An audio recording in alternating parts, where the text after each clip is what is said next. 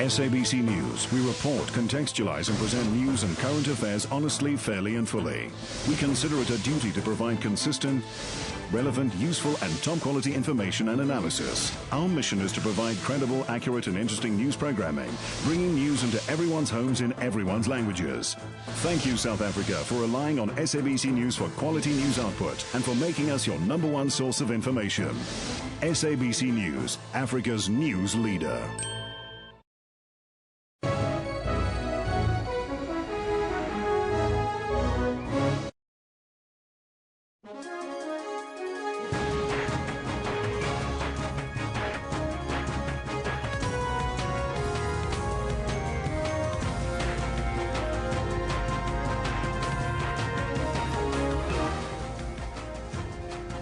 We are Newsroom. Hello and welcome once again from Johannesburg here in South Africa. My name, of course, Eben Jansen. The show is always live and broadcast from our studios right here in Auckland Park. Now, weekdays between 9 and 12, we also stream live on YouTube, so you can catch us there anywhere in the world. Today, big day for FIFA, that's soccer's world governing body. We ask you the question, presidential election.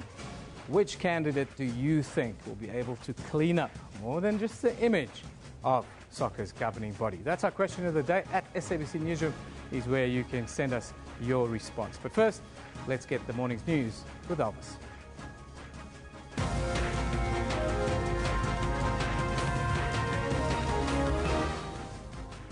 Thank you, Eben. Let's take it right from the top to give you all your headlines. FIFA will elect its new president today, as the World Football governing body continues to battle criminal investigations and scandals. The Northwest University management tells students to leave the institution as their safety cannot be guaranteed. And Water and Sanitation Minister Nomvula Mokonyane says that water levels in South Africa's 180 dams have declined drastically. Now, those are all your headlines, but before we get to the news, let's find out from Kendall Makamate what's happening on the sports front. It's a big day for soccer. A very good morning to you. Elvis, it's a hearty good morning to you as well as to everybody that's waiting to see what happens today. This is what's coming up in sports on this Friday. Today, it's all about FIFA, and all roads lead to Zurich as the world leaders of football choose a new president to replace Sepp Blatter. And in Super Rugby, the Stormers are ready to go as the start of the season kicks off today. This as Novak Djokovic sadly pulls out of the Dubai Championship with an eye problem. That's why I leave it for now. Those are just sneak peeks of what's coming up in the sports. Be sure to stay around for the entire show. Back to you, Elvis. Thank you, Kendall. Top story this hour.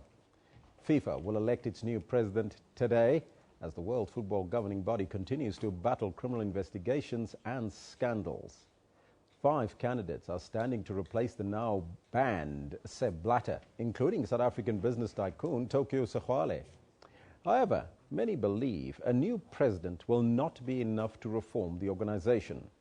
From Zurich, our correspondent Dan Whitehead reports.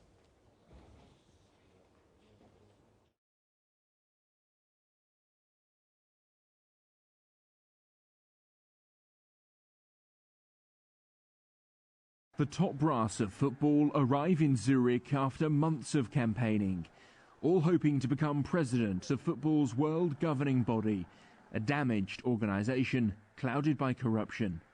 Gianni Infantino, the current UEFA General Secretary, and Sheikh Salman of Bahrain, the current Asian Football Confederation President, are the 2 frontrunners. South Africa's Tokyo Sexwale is seen as an outsider at this election, after failing to get the backing of the Confederation of African Football. He says FIFA is broken. In the first place, I'm here, despite any obstacle.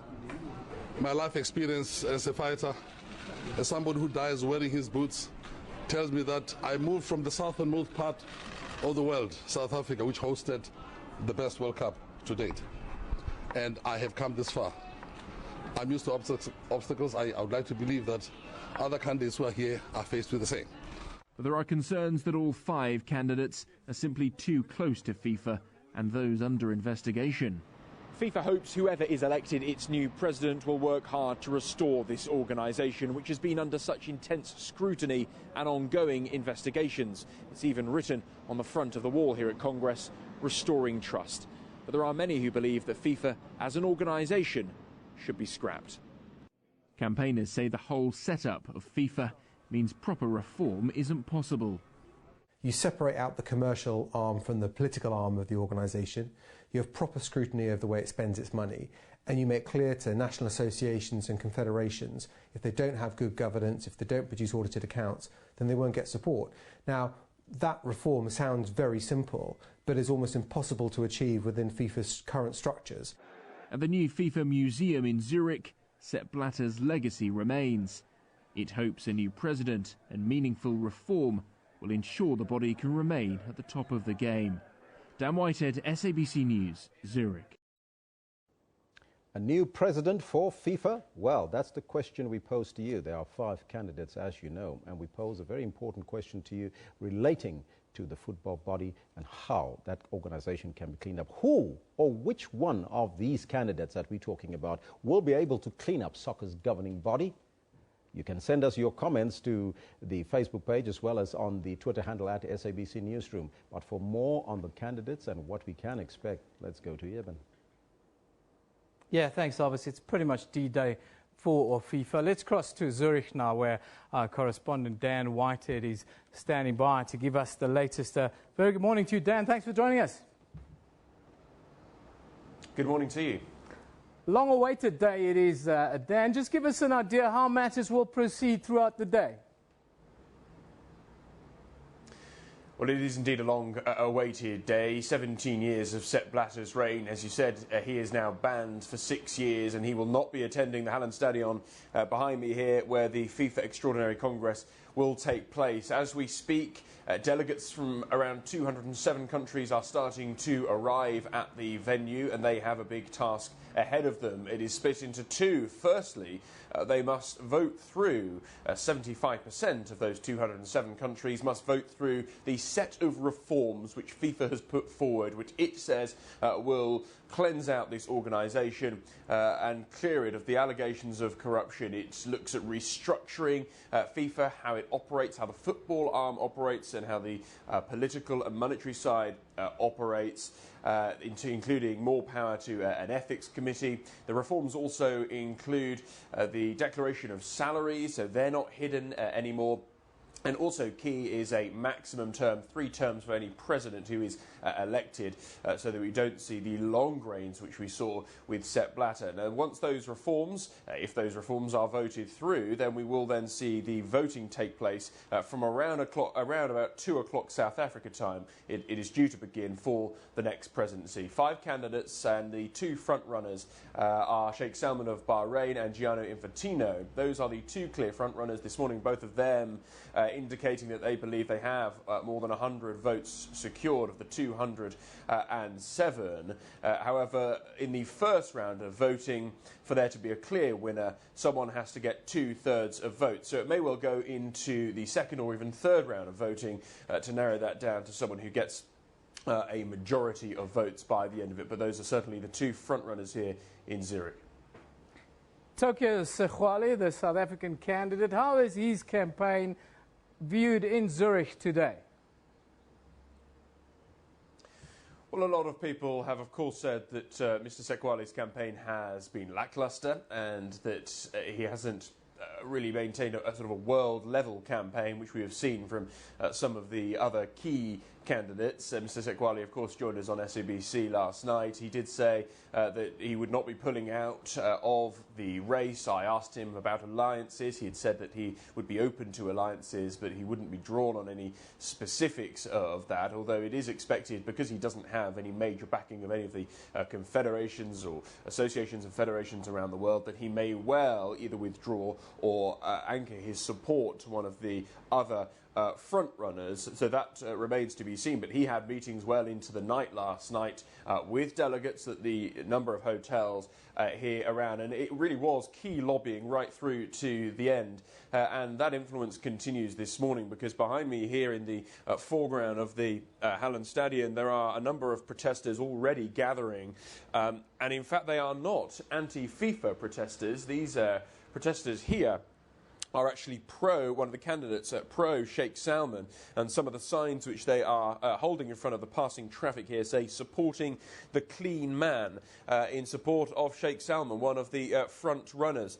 So that is some of the protesters who are already gathering, and there is a police presence there at the front of the stadium. They are expecting not only supporters for some of the candidates, but of course those who are anti-FIFA, and there will be plenty of those protesters gathering throughout the day. Dan, in conclusion, all FIFA's problems always begin and end with voting processes and acquiring votes. The person that wins today, how do they change this? Well, that is a key argument, and of course we saw a bid just a couple of days ago from Prince Ali bin Hussein to try and get this election halted, because he had concerns about the voting processes at this presidential election. He wanted clear voting booths along with other measures, and that was dismissed by the FIFA Executive Board. Now, that concern remains, and there are a number of campaigners, including the high-profile group New FIFA Now, who we heard from in my package just before, who say, actually, for there to be any meaningful reform, any meaningful change, FIFA as it is currently, as the organisation, needs to be scrapped. It needs to be taken down to the ground and rebuilt again, because they claim the levels of corruption go right through the entire organisation, and simply a new president will not be enough to reform the World Football Governing Body.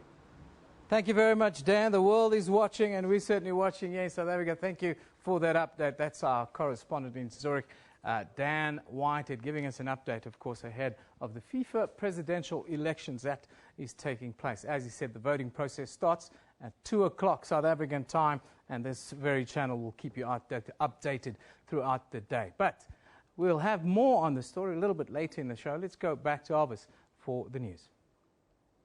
Northwest University management has told students to leave the institution as their safety cannot be guaranteed. On Wednesday, 3 students suffered serious injuries after allegedly being shot at by the university security officers at the Mahikeng campus. The clashes followed the appointment by the university of a new SRC. Several buildings were set on fire. President Jacob Zuma has condemned the spate of violence at universities across the country and has appealed to protesters to act within the law and the Constitution. Now, for all the latest on the violence, SELLO TATAI joins us now from Mahikeng, where the violence is taking place. And as you know, the students were told that their safety cannot be guaranteed. You heard that from the management as well, and we're going to see if we can get an update in terms of what is happening there currently. As you know, it's happening there in Mahikeng, at the Mahikeng campus at the Northwest. Now, we're going to come back to our reporter on the scene, SELLO TATAI, in a short while, as soon as we can get hold of him, to give us the latest update. So you have to stay tuned here on your favorite channel of choice, Channel 404. This is Newsroom. Yeben? Yeah, Elvis, lots happening on social media. Let's just take a quick look at what are the main concerns people have on social media. I can tell you, Kamohelo says prayer sessions are being held at the gates at the University of the Free State. IG says, I'm sure the majority of the protesters are on bursaries because they're clearly not playing with their parents. Talk about UFS and UP. CGO says, as the world moves on and others continue getting more educated, to those who burnt the university, was it worth it? Yes, it's a question that we're all grappling with in South Africa this week. Klocha says, some people are depressed and idling at home as they are yearning for higher education. Fortunate ones are protesting. Of course, today we're remembering the life of Robert Sobukwe. Let's go to Elvis for more on this. Now, this weekend marks the 38th anniversary since the death of the struggle icon and Pan-African Congress founder, Robert Mangaliso Sobukwe. Sobukwe died of lung cancer on the 27th of February 1978 at the age of 53. Hence the undertaking by Gordy's APC to declare February a Sobukwe month. On the 21st of March 1960, the PAC with Sobukwe led a march, a nationwide protest against the hated pass laws which require black people to carry a passbook at all times. Sobukwe was arrested and held prisoner in solitary confinement for 6 years on Robben Island. Under his leadership, the PAC led a protest where 69 people were killed by police in what is now known as the Sharpeville Massacre. Do you remember that story? Now, to talk to us about the legacy of Robert Mangaliso Sobukwe and the contribution that he made to the struggle, we are now joined by Narius Moloto, the current PAC Secretary General. A very good morning to you, SG, and welcome. Thank you for having me here this morning. It's been 38 years since the death of Robert Sobukwe. How should we remember him? And he still refuses to die. Yes. Yes, his impact to the struggle for liberation is still felt, is huge. He has turned the course of the struggle in this country from where it was passive, almost 50 years after the mother body at that time, the African National Congress, was in existence. It's the formation of the PAC and his leadership in 1959 and 1960. There were two programs. The first, it was a status campaign, and the second was anti-pass campaign, which turned the course of the struggle in this country. He led PAC for 11 months with the programs which were aimed at liberating the African people in this country, led to what is known as the Sharpeville and Langa massacre. This has changed. For the first time, the state of emergency was declared in this country, and the liberation movements or the black organizations were banned. That happened for the first time. And the history of the struggle then changed, was never the same again. That has led to United Nations declaring apartheid as a crime against humanity. Now, do you think that Robert Sobukwe must be remembered by all South Africans? We spoke to an author a little bit earlier, and he indicated that it seemed like Robert Sobukwe's memory has been wiped off the history books. Serious attempts were made, serious attempts to that matter. I mean, a person who made the contribution like him, remember his brief history. He was born from a very common family, a poor family. He made his life. You will also remember that this year is the centenary. We celebrate the centenary of WHITEHEAD. That's where the political life, the early political life of Sobukwe was. He was the first president of the SRC in the WHITEHEAD. And not just that, he was the Secretary General of the Youth League of the ANC in 1949 when it embarked on a program of action that also seeking to change the form and the dominant nature of his mother body by then. So this contribution is huge, and he's the only person who was sentenced to prison by Parliament. There's a law called Sobukwe Clause, which was created specifically to detain him. Now we haven't have such a leader in the country. He has a huge impact. Now those people who arrested him, the Minister of Justice then, describing him, he basically said that this is a person with magnetic personality. He should not be left alone, because each time people talked to him, they just followed him. Yeah. That was his crime, the impact he has had. And he has contributed, he has given his entire life. Remember, he was a well-educated person.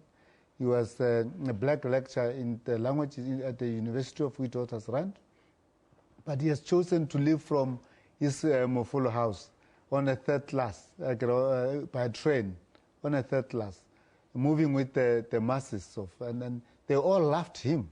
So he lived a very simple life. He was modest. His policies, which still inspires us today, is that we must be the custodians of the aspiration of the African people. We mustn't, as leaders, leave our people alone or behind. The spirit of Robert Sobukwe, the party, the PAC. Yes. Then, in the time of Robert Sobukwe and the PAC now today, how different is it? Look, we have made progress. As you know, the PAC then, it was dynamic under its leadership. But you must remember it was banned. And it was not just banned. It was surrounded everywhere. It was searched. The leaders and the cadres of the PAC were rounded up throughout the country and in other neighboring states, and all put in Ireland and in prison. It was crippled. A party that was 11-month-old, it has almost to start from without an organizational infrastructure. It has to start rebuilding itself under very serious and difficult conditions and circumstances outside the country. What are the challenges that the party is facing now? No, the challenges that the party is facing now is to rebuild itself and to refocus. Organizational, the challenges of the party for a long time have been organizational, but we are overcoming that. I think we have overcome, it has been leadership. We are also overcoming that. It has been building bases of the PAC throughout the country. We are also overcoming that. Today, if you look today, and you look where we were when we actually regroup coming back in the country after the unbanning, I will say that we, as the Secretary General, I'll tell you with confidence that we have made huge progress. As the PAC, what are you doing to keep the legacy of Robert Mangaliso Sobukwe alive? Tomorrow, this month, basically I had you earlier on referring to what Godi has said. But that is the program of the PAC. That the entire month of February is the month dedicated to the life of Sobukwe. And the theme for this year, celebration of his life, is searching for his voice. I'm sure you have seen the pictures of Sobukwe all over. He has been interviewed while he was in prison and everywhere by international journalists, by local journalists. But what we have not heard is his voice. Now his voice is somewhere, we are told in Holland, is somewhere still arrested. We want it to be released because we believe the South Africans deserve to hear his voice on the things that we are talking about. Tomorrow, there will be in the University of Fort Hare the celebration, because we culminate after celebrating his life throughout the month of February. We culminate into a big rally and celebration. And this year it will be at Fort Hare University tomorrow. It will also coincide with the celebration of the centenary of the Fort Hare, the university itself. Mr. Moloto, thank you so much for your time, SG. Thank you very much. That was Narius Moloto, the PAC Secretary General, on the life and times of Robert Sobukwe. Now, tomorrow, as he indicated, Saturday, the 27th of February, 2016, marks the 38th anniversary of the death of Robert Mangaliso Sobukwe, the first leader of the Pan-Africanist Congress, the PAC, and an icon of African nationalism. Now, earlier, we were joined via Skype by the author of Robert Sobukwe's biography, Benjamin Pogrund, and this is what he had to say. Tomorrow, Saturday, the 27th of February 2016, marks the 38th anniversary of the death of Robert Mangaliso Sobukwe, the first leader of the Pan-Africanist Congress, or the PAC, and an icon of African nationalism. Now, to talk to us about the icon, we are joined via Skype by the author of Robert Sobukwe's biography, Mr. Benjamin Pogrund. Mr. Pogrund, a very good morning to you and welcome. Good morning. Now, you wrote Robert Sobukwe's biography. What inspired you at that time to write about Robert Mangaliso Sobukwe? Well, I had been a very, very close friend of his for many years, for some 18 years before he died. And we met before he was even leader of the PAC. We met when he was a teaching assistant at the Witwatersrand University, and I met him. And it was at first an instant personal friendship. And as time grew, we grew close. And my interest, of course, developed in what he was doing, because he was going into politics, and we were close and close and close, and he used to agonize to me about his dilemma about whether to give up a job. He was offered the job of a lecturer at Rhodes University, and that would have been the first time that I know of that a black person was offered a full-time lectureship at a so-called white university. And he agonized over this and finally decided his commitment was to his people, and he had to walk away from that. And of course, even more than that, his belief was non-collaboration, so he voluntarily offered himself for prison. And the day he went into prison on March the 21st, 1960, was the last day of freedom for him until he died 18 years ago. Take us back and tell us about how this giant of a man, an intellectual giant, rose to prominence in politics. Well, it's again one of those extraordinary South African stories. There's so many huge human stories there. But in his case, I've always marveled about the fact that here was someone who came from a small town in Graaff-Reinet, and his parents were both virtually illiterate. His father cleaned out the rows in the streets, just cleaned up dirt in the streets as a laborer. His mother was a domestic servant. And out of that family, though, came Robert Sobukwe, as you say, one of the towering intellects and political figures of the time, and also his brother Ernest, who became an Anglican bishop. And I've often wondered about the marvel of humanity, of human beings, that this sort of thing can happen. And in their case, it's very clear, and it's an enormous lesson for the youngsters of today. The parents insisted the children read. The mother used to get books from the white houses where she worked. She'd go to the white library and ask them for the books they were throwing away, and they gave books to the children to read. And that was the basis of their education. And that's what determined the future of his life. And he rose, he went to school, he was a leader there. He went to Fort Hare in the 1940s, which of course is Fort Hare celebrating its centenary, and this astonishing institution which turned out the giants of the freedom struggle, Sobukwe, Mandela, Tambo, Buthelezi, a whole host of people, and he developed there. And yet, oddly enough, it was only when he was doing his what was then called Native Administration Studies at Fort Hare, and by then he was 22, because he'd had TB, he'd had to wait to go into school, there was a shortage of money, so he was starting university at an unusually late age. But he suddenly woke up to what was happening in South Africa, and it coincided, of course, with the advent of apartheid in 1948, and his whole being, his whole existence changed, and he became committed to freedom. Mm-hmm.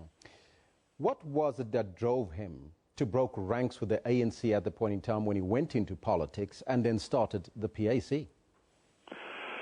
Bob Sobukwe was a man, obviously, of the most intense courage, the most intense honesty and integrity. And he had come through the ANC Youth League in the 1940s when the policy was one of non-collaboration with the oppressor. And that led, as people who know their history will know, to the program of action of the African National Congress in 1949, which was fueled by the people in the then Youth League, which was a very different body then from what it is now, of course. And they believed that in the 1950s, the ANC had deviated from its path, that in fact there was undue influence by communists inside the organization, and it had been taken away from its policy of non-collaboration. And this was very deep within him. So that was one basis on which he felt the ANC was no longer the body which it should be. And secondly, he and others were concerned about the extent of communist influence, and there were great turmoils inside the ANC at the end of the 1950s. I was then a very new reporter with the Rand Daily Mail, and for the first time the mainstream press was reporting the black political scene, so I was in on all those things. So I was both a very close friend of Robert Sobukwe and reporting him, as I was reporting Mandela and Tambo and Latuli and all the other figures in the turmoil of the times. And there were the arguments inside the ANC. The ANC was in a state of total chaos for a couple of years because the Africanists, as they were called, were pressing for change. They were defeated, they were driven out, and Sobukwe and others then went off and formed the Pan-Africanist Congress. Now, he was a great Pan-Africanist, but would you say that he was a revolutionary? Oh, in terms of totally overthrowing the system, yes. In that sense, yes. But he wasn't a man of violence. He was a man of many contradictions. And I've often wondered what were strengths and what were possible weaknesses. He was a revolutionary in wanting to totally destroy, as the whole ANC was, of course, destroy the whole structure of white control and of racist apartheid. In that sense, yes. But violence he was not in favor of. How do you think South Africans should remember this great icon, Robert Sobukwe? I'm glad you asked that question, because I'm very sorrowful and very angry that so little is commemorated about him. I think he's been whitewashed out of history, and that is tragic, obviously, from his personal point of view, but I think it's also a betrayal of the many, many heroes who weren't ANC always, who took part in the struggle, and it's tragic because it robs the youngsters of the stories, the mentors, whom they should know about in their lives. And there's Sobukwe, and, you know, you look around, this is, like in Cape Town, they named the Table Bay Boulevard after F.W. de Klerk. Well, de Klerk was certainly deserving of honor, but they pushed Sobukwe into a fairly minor road. Well, you can say, well, that's a DA-controlled council. They don't really know any better. They're not part, they weren't really part, they don't know about the freedom struggle.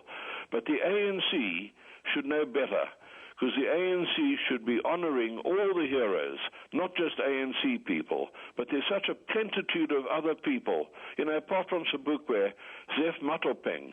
You never hear the name of Matopeng, who was the deputy president and then president for a short time. And he was a giant of a man in the struggle. He went to prison virtually every day of his life for his struggle. If you look at Zef's record, you look at the charges against him in one trial, you'll see the evidence says he started activity the day after he came out of jail on his last sentence. Now, he's not known. Alan Paton, the great liberal, in Cape Town, Peter Huel, Barney Zacken, in Johannesburg, Ernie Wenzel, Yes. in Cape Town, Tommy Ngwenya, the ANC. They're wonderful people who took part in the struggle, and yet they brushed aside. Mr. Pogren, thank you so much for your time and coming on the program today. That interview was recorded a little bit earlier.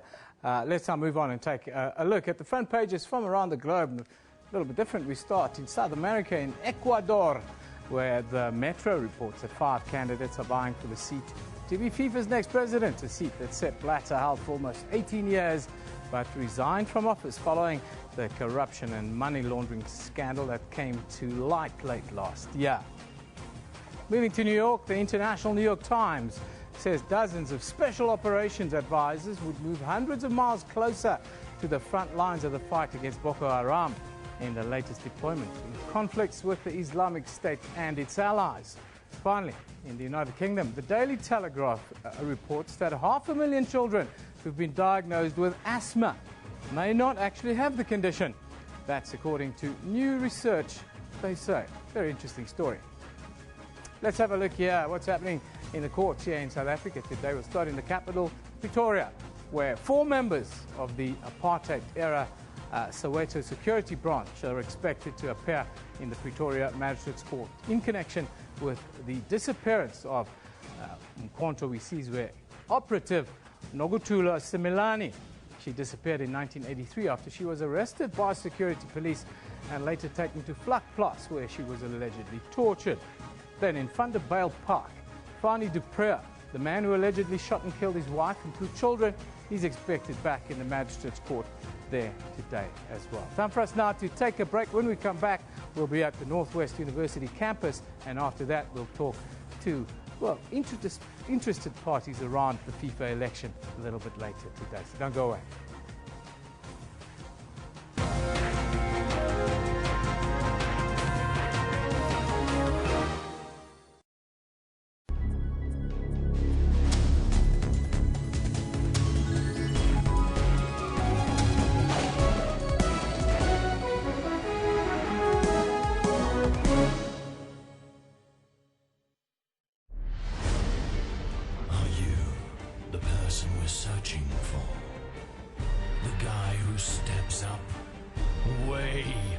way up.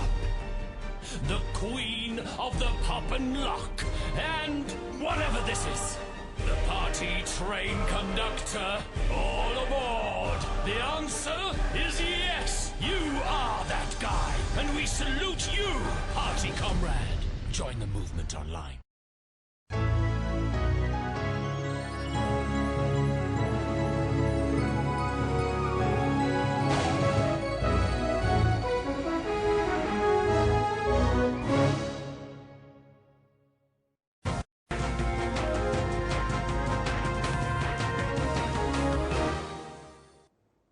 Welcome back. You're still with Newsroom now. Northwest University management has told students to leave the institution as their safety there cannot be guaranteed. Now, for an update, let's go to SELLO TATAI, who is on site in Mahikeng. A very good morning to you, SELLO. Thanks for being with us. Good morning, Ivan. SELLO, just give us an idea. What's the latest on the campus?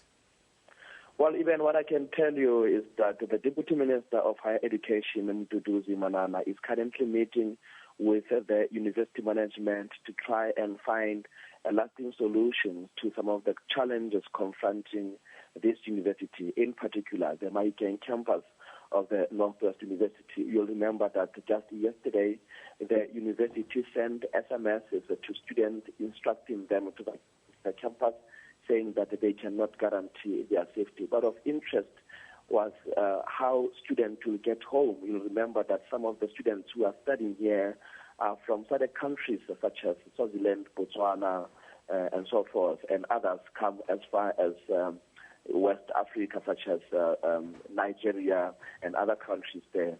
So the challenge now is that some students are stranded.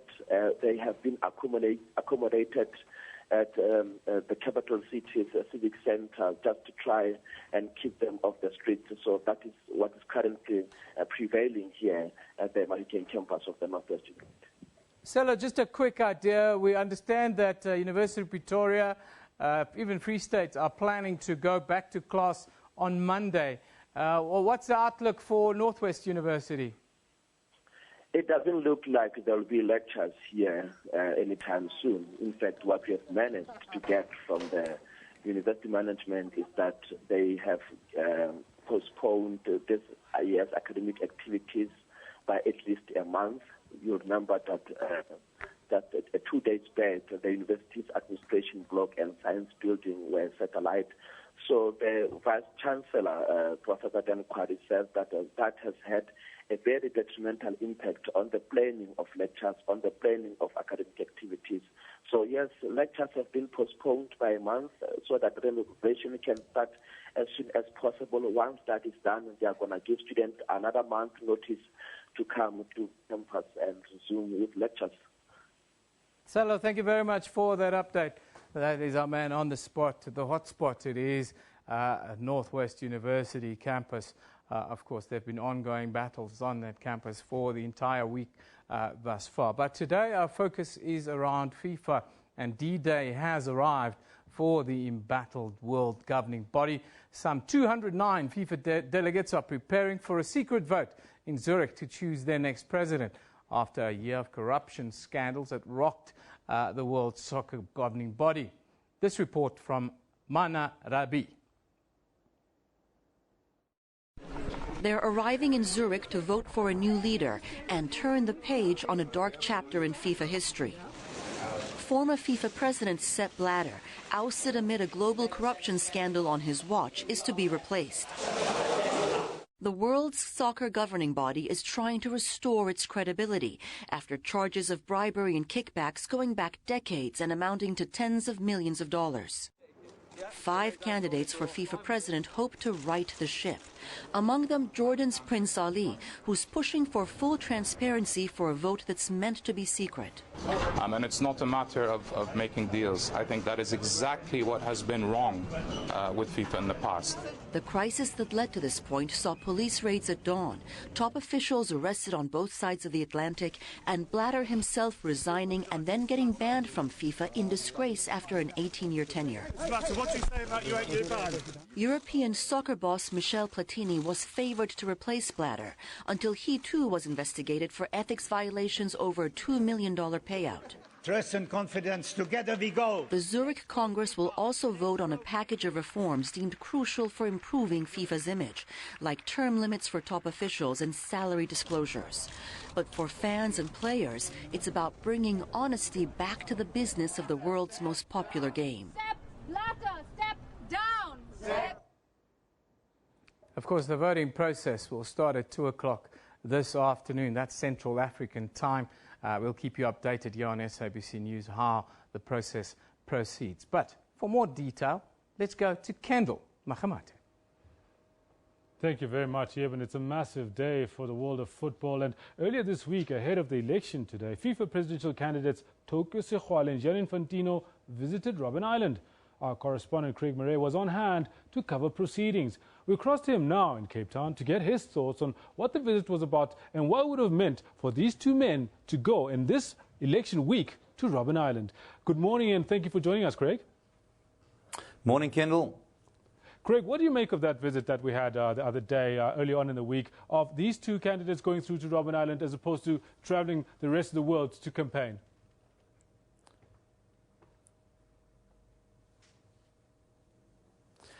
Well, it was, Tokyo Sekgwale has basically done nothing. He didn't have much of a campaign. That was one of the first things he did. And the SABC, we ended up with a world exclusive. And as the helicopter arrived on Robben Island, he said, "You've got an exclusive." And I thought, we've got an exclusive because there's been no PR whatsoever. No one knew about it, and then all these journalists were trying to find out what's happening on Robben Island. But I think it was Turco. He had invited all the other candidates to come to Robben Island, and his thing was more about, the Makana Football Association, the only club association to have honorary status from FIFA. That's what's needed, that spirit of Makana, because of the state that FIFA's in at the moment. And that's the type of spirit that FIFA needs to clean up. It was also Sekgwale saying, people are asking him to whether he'd withdraw. And, I spent over 10 years here in Robben Island. I'm a fighter. I don't give up. And Infantino, interesting enough, he said that he'd always wanted to come. He said he keeps his word. He said he promised Sekgwale that he would come to Robben Island. And interesting enough for him, he said that his campaign in Africa had started in Cairo, and now it was to end in Cape Town. So it was very much like all these things are very much a PR exercise. Very interesting. There are three things that came up with what you just said just now. Firstly, the totally lackluster and almost non-existent campaign by Tokyo himself, and because there was a lot of noise about that before they went up to that CAF Congress earlier on, and he denied it. He denied the fact that people were complaining about his campaign, and he reckoned that he was still in the race.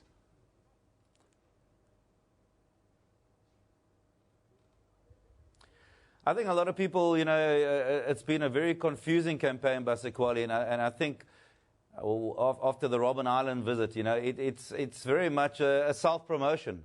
I'm afraid to say, people, all this campaigning and then coming up with deals. For him, he kept on saying it. I'm in the top 5, I'm in there are only 5 candidates and I'm one of them. So, that was the main thing for him. He's in front of the world's media, press now in Zurich.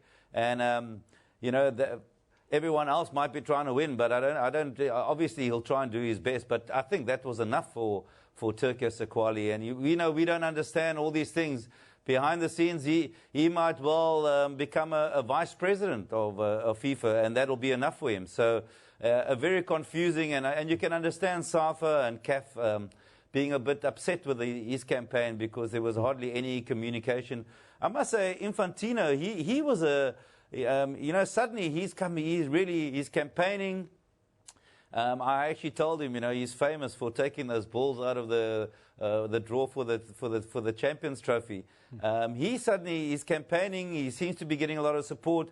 We don't know what's going behind the scenes. And Infantino seemed to think that he's going to get a lot of support from Africa. So although CAF was saying they must go for Sheikh Salman, Infantino has been doing a lot of campaigning.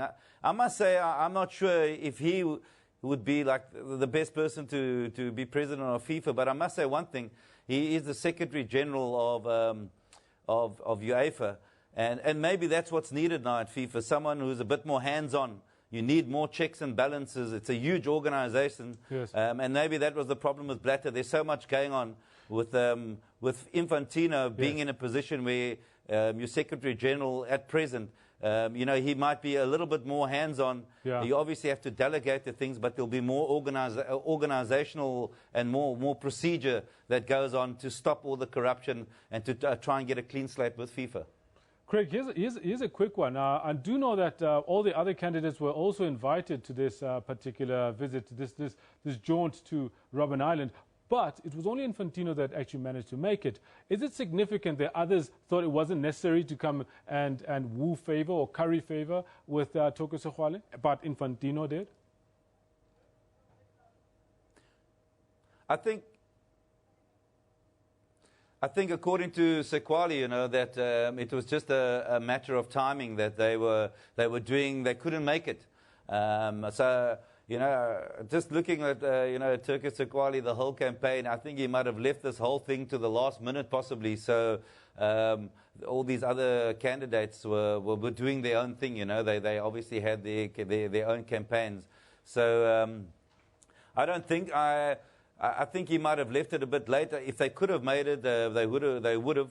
And from Infantino's side, he's obviously trying to get some African votes there. And as he said, he'd started his campaign in Cairo, and he wanted to end it in Cape Town. Maybe he's got a bit more resources. I'm not sure. Kendall, people can speculate, but you never know what happens behind the scenes, how things are going to go. It looks like Sheikh Salman still is the candidate in the top spot, but Infantino seems to have been doing a lot behind the scenes, doing a lot of campaigning, got a private jet. He's been flying around. He'll obviously, you'd expect that he would get a lot, of the whole European bloc. But it's anyone's guess. Whatever happens, and that's what Turkish Sexwale was saying. It doesn't matter. Only one person can become FIFA president. Craig, thank you so much. Thank you so much for giving us this. I think I do need to allow you to go, and I would really appreciate that analysis you gave us of that visit that those two made to Robben Island. We're going to take some quick comments now on exactly what other people think about this massive day. The Confederation of African Football presidential candidate Suketu Patel expects 53 of its continent's 54 member associations to vote for Bahrain's Sheikh Salman Al Khalifa in the election today. Now here are those comments. Daniel Boya says, good luck to FIFA presidential candidate, our very own Toko Sexwale. I'll tell you what, Daniel Boya, Tokyo is going to get 5 votes maximum. Femi Bamiboye, 5 contestants, 1 is African. CAF decides to support the agent on the list. How justified could that decision be? Well, I think it's got more to do with how much does CAF get if we go with Tokyo as opposed to Salman. We'll find out later. Let's see if we've got any more comments. I do believe that might have been the very last one. There's another one. Hussein, any reason why CAF will not support South African Toko Sexwale? Hussein, I can give you any number of reasons. In fact, I had a chat with Mark Omar on exactly why it was that the Asians and the Africans were trying to see if they could vote as a bloc. Hussein also says, my favorites are Prince Ali of Jordan and Toko Sexwale of South Africa. I hope they win. My man, you might be backing the wrong horse, but we'll find out later. David Mwanambuyu, CAF symbolizes what's wrong with our continent, the attitude to look down upon our own but seek salvation in distant lands. Wow, we need to have our candidate actually campaign and take it seriously, because word that's been coming out is that, unfortunately, Toko Sexwale didn't seem to have FIFA top of mind. We leave it there for now. We're going to do a little look at the weather across the continent.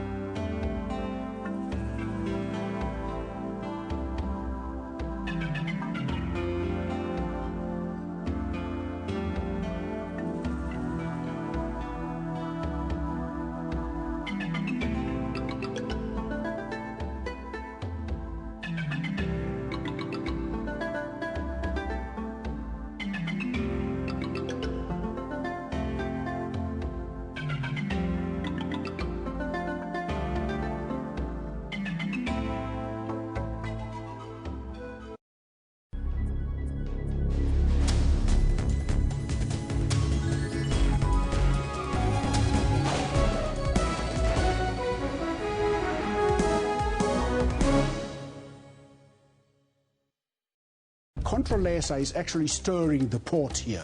I'm sure they've been consulted as Contra-Lesa. They did not see a snake. Now that in certain areas there are certain benefits that might possibly be accruing, there is a snake, now we need to reverse the process. I agree, but it is not above the sovereignty of the people. The very same court you're talking about. The sovereignty of the people, probably you should explain that to me. The sovereignty of the people is above everything. It is not proper the way facts are presented to the public. Are you in contact with Kgosigolo Motshodi? He was kicked out by the court because he wanted to be amicus curiae. For your weekly dose of all things legal, join Dumile Mateza every Sunday at 2 p.m. only on SABC News Channel. A very good afternoon. You're watching the Midday Report. Lunchtime news amplified. But for now, this is what they call home. Their hope to shift to a higher ground seems to be against the tide. Midday Report provides you with more than just news stories. I just want Port Elizabeth to know that they own a world-class theatre. Good afternoon. You're with the news at 1 in the headlines. Very good afternoon to you. This is News Live. I'm Natasha Thorpe. Let's take a quick look at what's coming up in your headlines. Good afternoon and welcome to A View from the House. For all things news, tune in to Midday Report weekdays at 12 noon only on the SABC News Channel.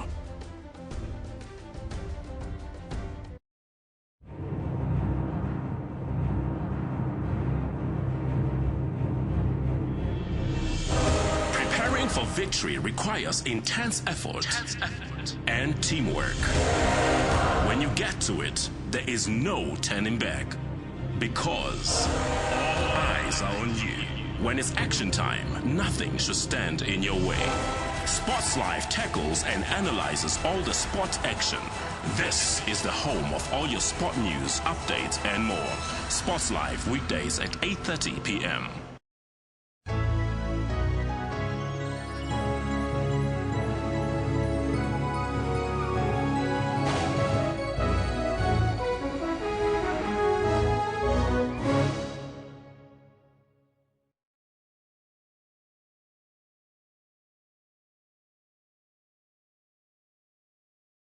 A very good afternoon. You're watching the Midday Report. Lunchtime news amplified. But for now, this is what they call home.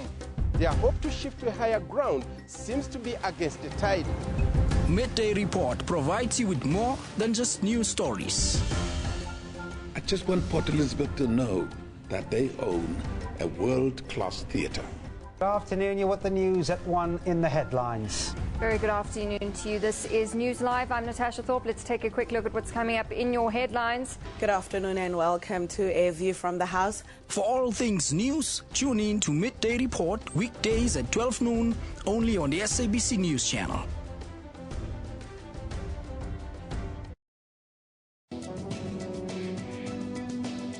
Health Talk looks into the increase of suicide and symptoms leading to suicide. The death wish grows when you go into depression after a lot of stress. And often when we talk about suicide, we don't talk about a person wanting to stop living, but rather wanting to stop living in pain.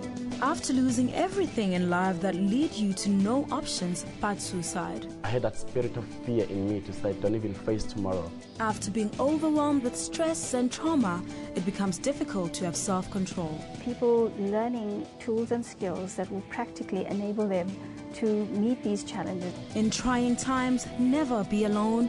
Reach out for help to a better solution. Support should be done by a counsellor or psychologist where you're able to speak about how you're feeling in a safe, accepting, non-judgmental space.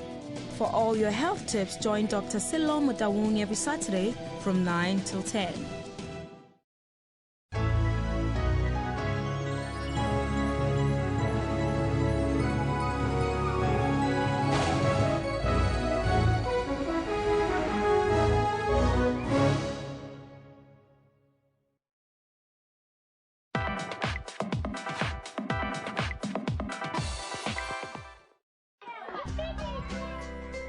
Children represent the future, and ensuring their health and development ought to be a prime concern of all societies.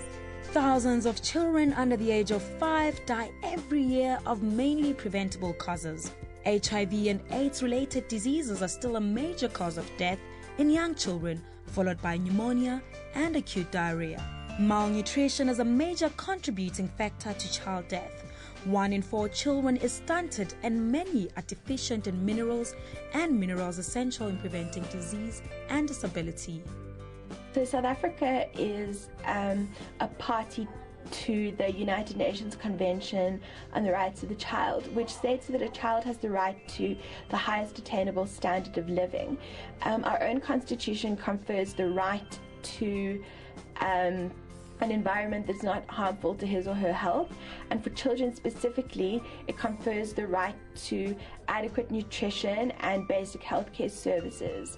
I think that is quite important for people to understand. Section 28 of the Constitution is devoted to children and outlines their rights. Although there are efforts to ameliorate their plight, the situation for many children remains dire.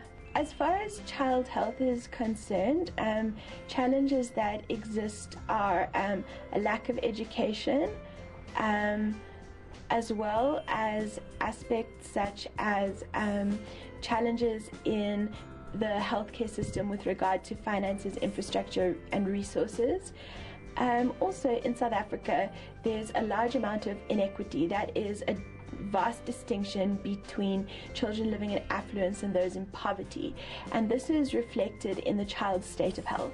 A study conducted by Human Sciences Research Council reveals that poor health care, low immunization rates, and misguided infant feeding practices also contribute to poor health in pregnant women and children. During pregnancy, ensure that no drugs are taken, that there's no smoking and no drinking, that parents ensure that they are as informed as possible surrounding child health, that positive habits are practiced in order to ensure that the child's environment is clean and healthy. Then aspects such as immunization and ensuring that the child is taken to a healthcare facility when or if the child becomes ill. Of great concern are the high death rates of newborn babies. Almost 40% of all under 5 deaths occur in the first 28 days of life, according to UNICEF. Infant mortality rate, under 5 mortality rate remain high, and maternal health remains a continuing issue. Many children live far away from a healthcare facility, and many children suffer from child hunger and malnutrition, which leads to stunting and impairment of development. It's important that the society ensures that children's rights are protected, even at a global level. At least 4 of the new Sustainable Development Goals relate to child health.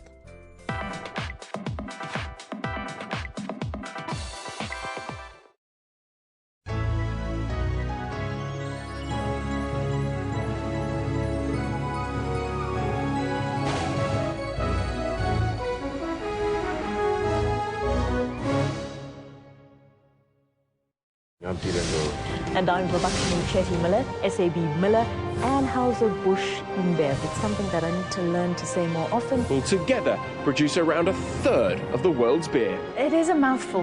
Have you ever considered skin bleaching? Nigeria tops the list of African countries with 77% of its women bleaching their skin. Now I can see that it is not good because it affects my face and some of my body parts. Thousands of Arab Israelis and Palestinians participated in a big rally. Flight MH17 was shot down by a Russian-made missile. How those chips may fall is a prediction best left to the currency of time. That's Primetime News, Africa Journal, and Your World on SABC News. Controlesa is actually stirring the pot here. I'm sure they've been consulted as Contralesa. They did not see a snake. Now that in certain areas there are certain benefits that might possibly be accruing, there is a snake, now we need to reverse the process. I agree, but it is not above the sovereignty of the people. The very same court you're talking about. The sovereignty of the people, probably you should explain that to me. The sovereignty of the people is above everything. It is not proper the way facts are presented to the public. Are you in contact with Khosekgolo Motshodi? He was kicked out by the court because he wanted to be amicus curiae. For your weekly dose of all things legal, join Dumile Mateza every Sunday at 2 p.m. only on SABC News Channel.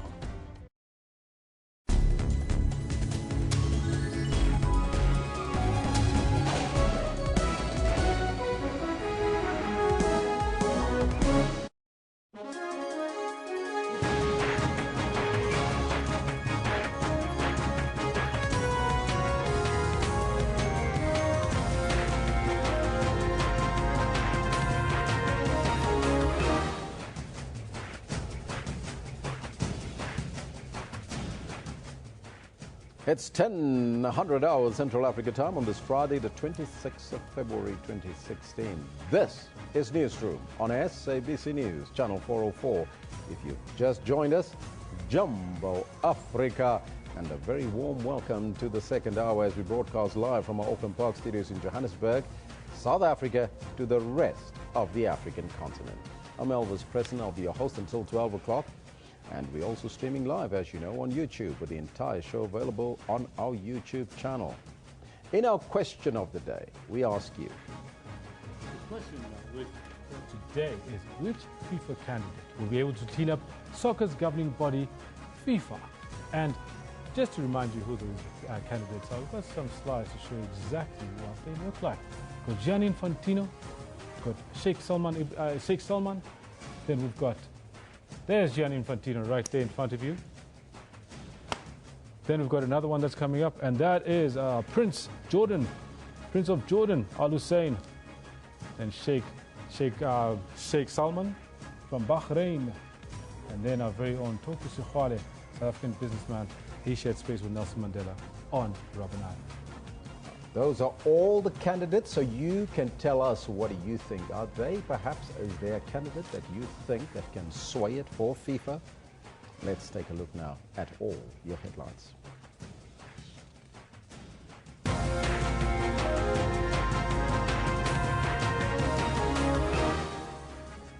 FIFA will elect its new president today as the World Football governing body continues to battle criminal investigations and scandals.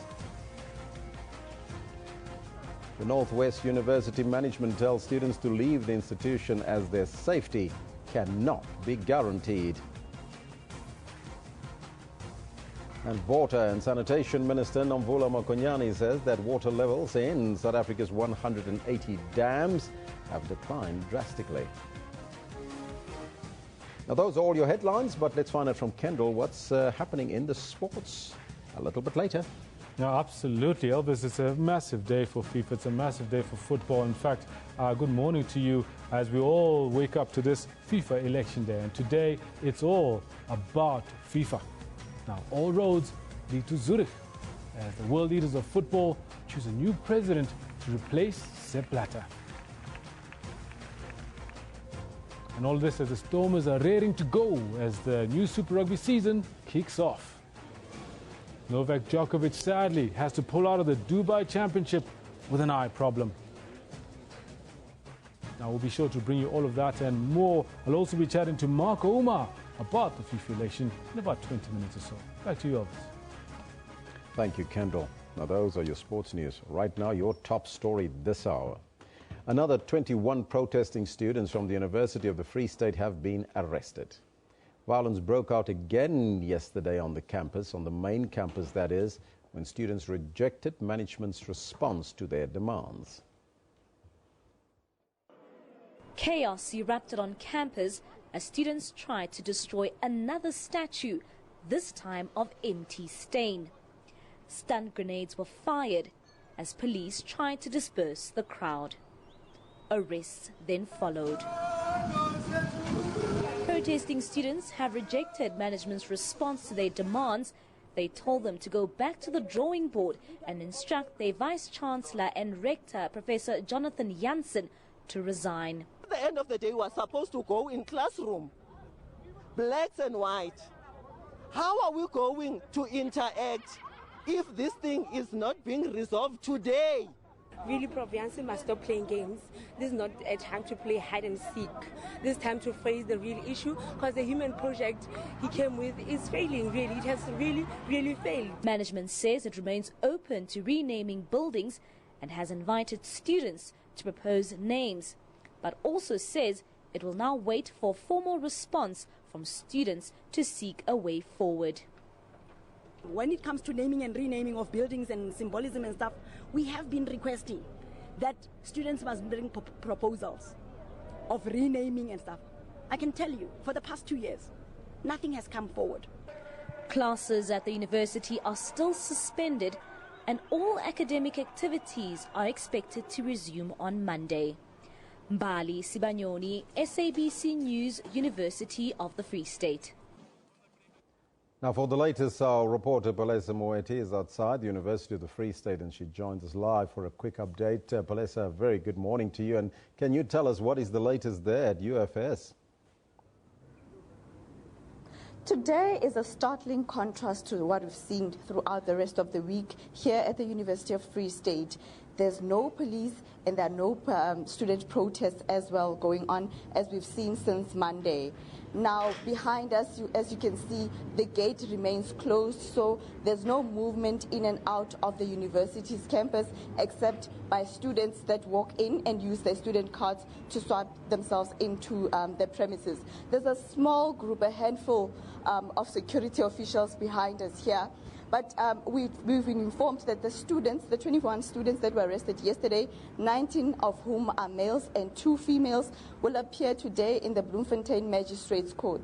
Now, we know that violence broke out yesterday because students were rejecting the response from management, which was top of the agenda, stepping down of Rector Professor Jonathan Jansen, which the management said that will not be happening, as well as the removal of statues which students view as reminders of the old apartheid past. But management has told them that there would be discussions that would need to follow, for that, for whatever decision to be reached.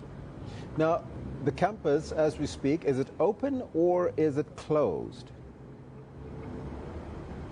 The campus is closed. All academic activity has been stopped. There are no classes.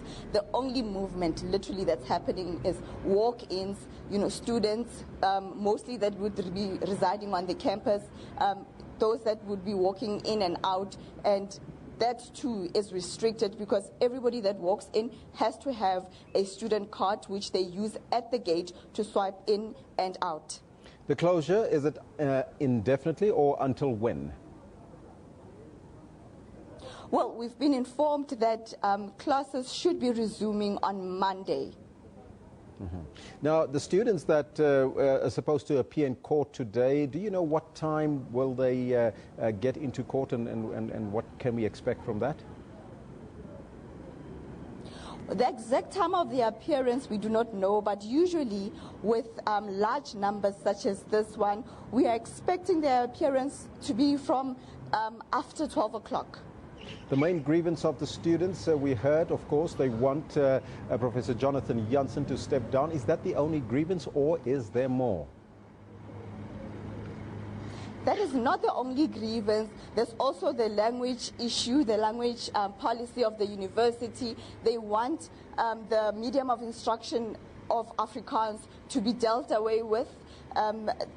The university says that too should be an issue that should be discussed, as well as obviously the total removal of the statues, which the university says that talks need to happen before that decision could be made or any other decision could be made.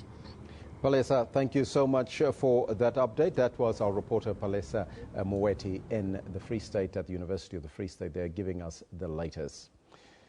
Now, high-level talks on the crisis in Burundi get underway today.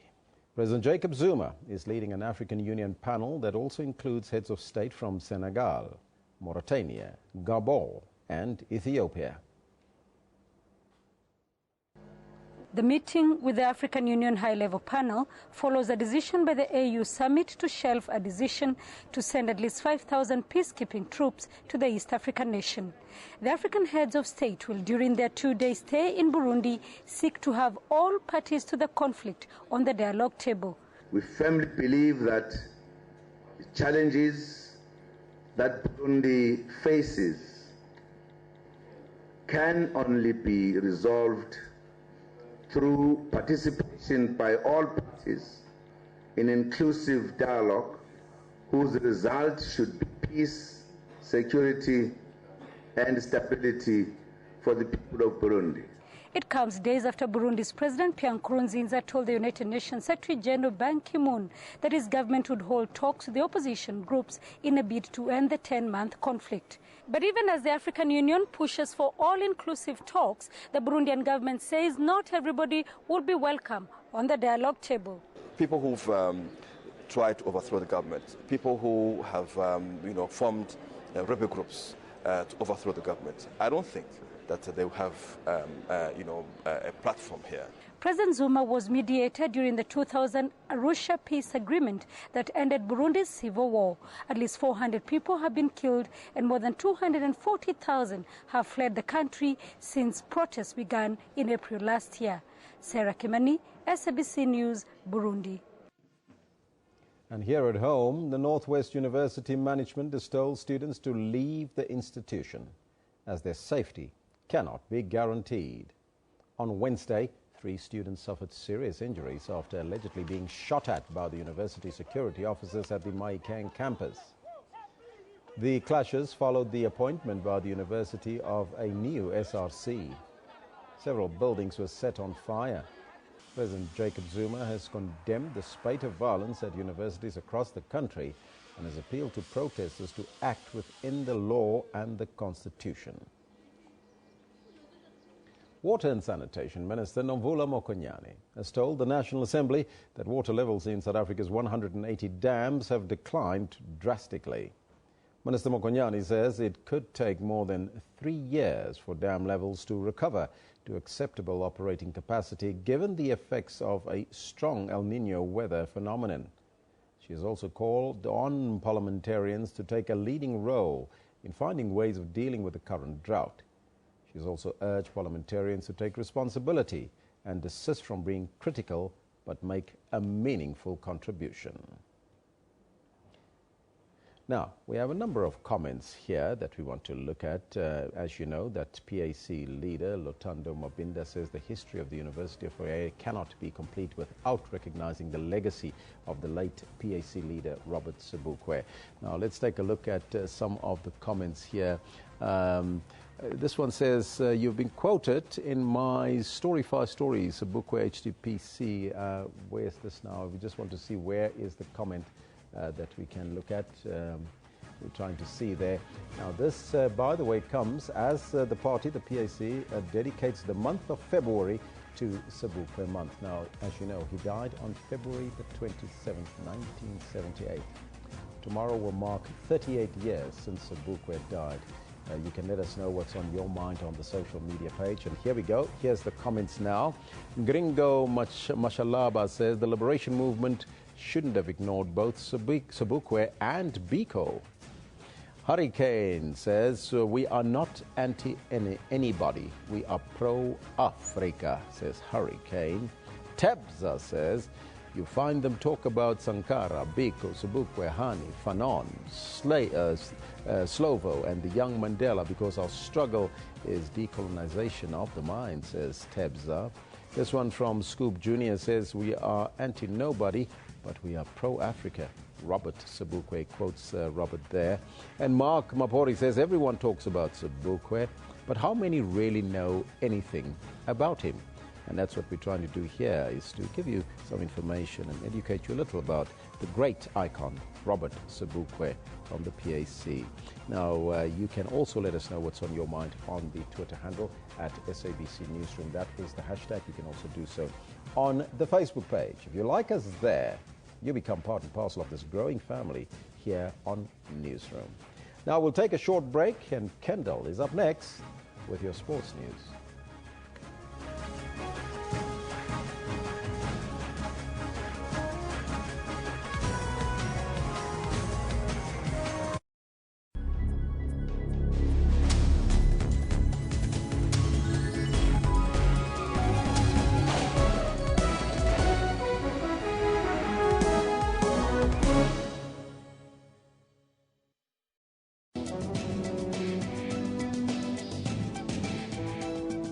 Children's rights and health are a priority in the journey of good health. All children should have access to adequate health care, not only curative but preventative as well. How to identify ADHD on children. ADHD is a childhood disorder which manifests with the symptoms of hyperactivity, impulsivity, and or inattention. Is breastfeeding still a vital nutrition to babies even today?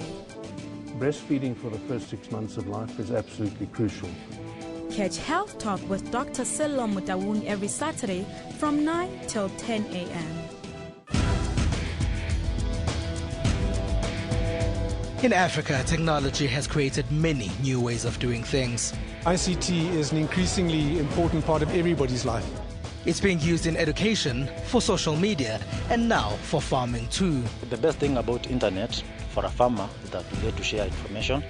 On Network, we give you all the important African technology and social media news.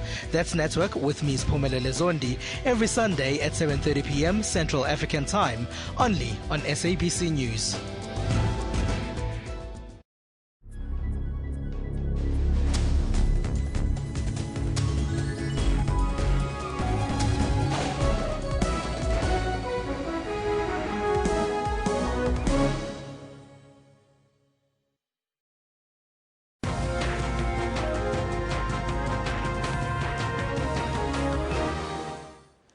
Welcome back. My name is Kendall Mahamat, and I've got your sports on AM News. It used to be AM News. It's now moved on and become the big boy. It's become Newsroom. FIFA will elect its new president today as the World Football governing body continues to battle criminal investigations and scandals. 5 candidates are standing by to replace the now banned Sepp Blatter, including South African business tycoon Tokyo Sexwale. However, many believe a new president will not be enough to reform the organization. From Zurich, our correspondent Dan Whitehead reports. The top brass of football arrive in Zurich after months of campaigning, all hoping to become president of football's world governing body, a damaged organisation clouded by corruption. Gianni Infantino, the current UEFA General Secretary, and Sheikh Salman of Bahrain, the current Asian Football Confederation president, are the 2 frontrunners. South Africa's Tokyo Sexwale is seen as an outsider at this election after failing to get the backing of the Confederation of African Football. He says FIFA is broken. In the first place, I'm here, despite any obstacle. My life experience as a fighter, as somebody who dies wearing his boots, tells me that I moved from the southernmost part of the world, South Africa, which hosted the best World Cup to date. And I have come this far. I'm used to obstacles. I would like to believe that other candidates who are here are faced with the same. But there are concerns that all 5 candidates are simply too close to FIFA and those under investigation. FIFA hopes whoever is elected its new president will work hard to restore this organisation, which has been under such intense scrutiny and ongoing investigations. It's even written on the front of the wall here at Congress, restoring trust.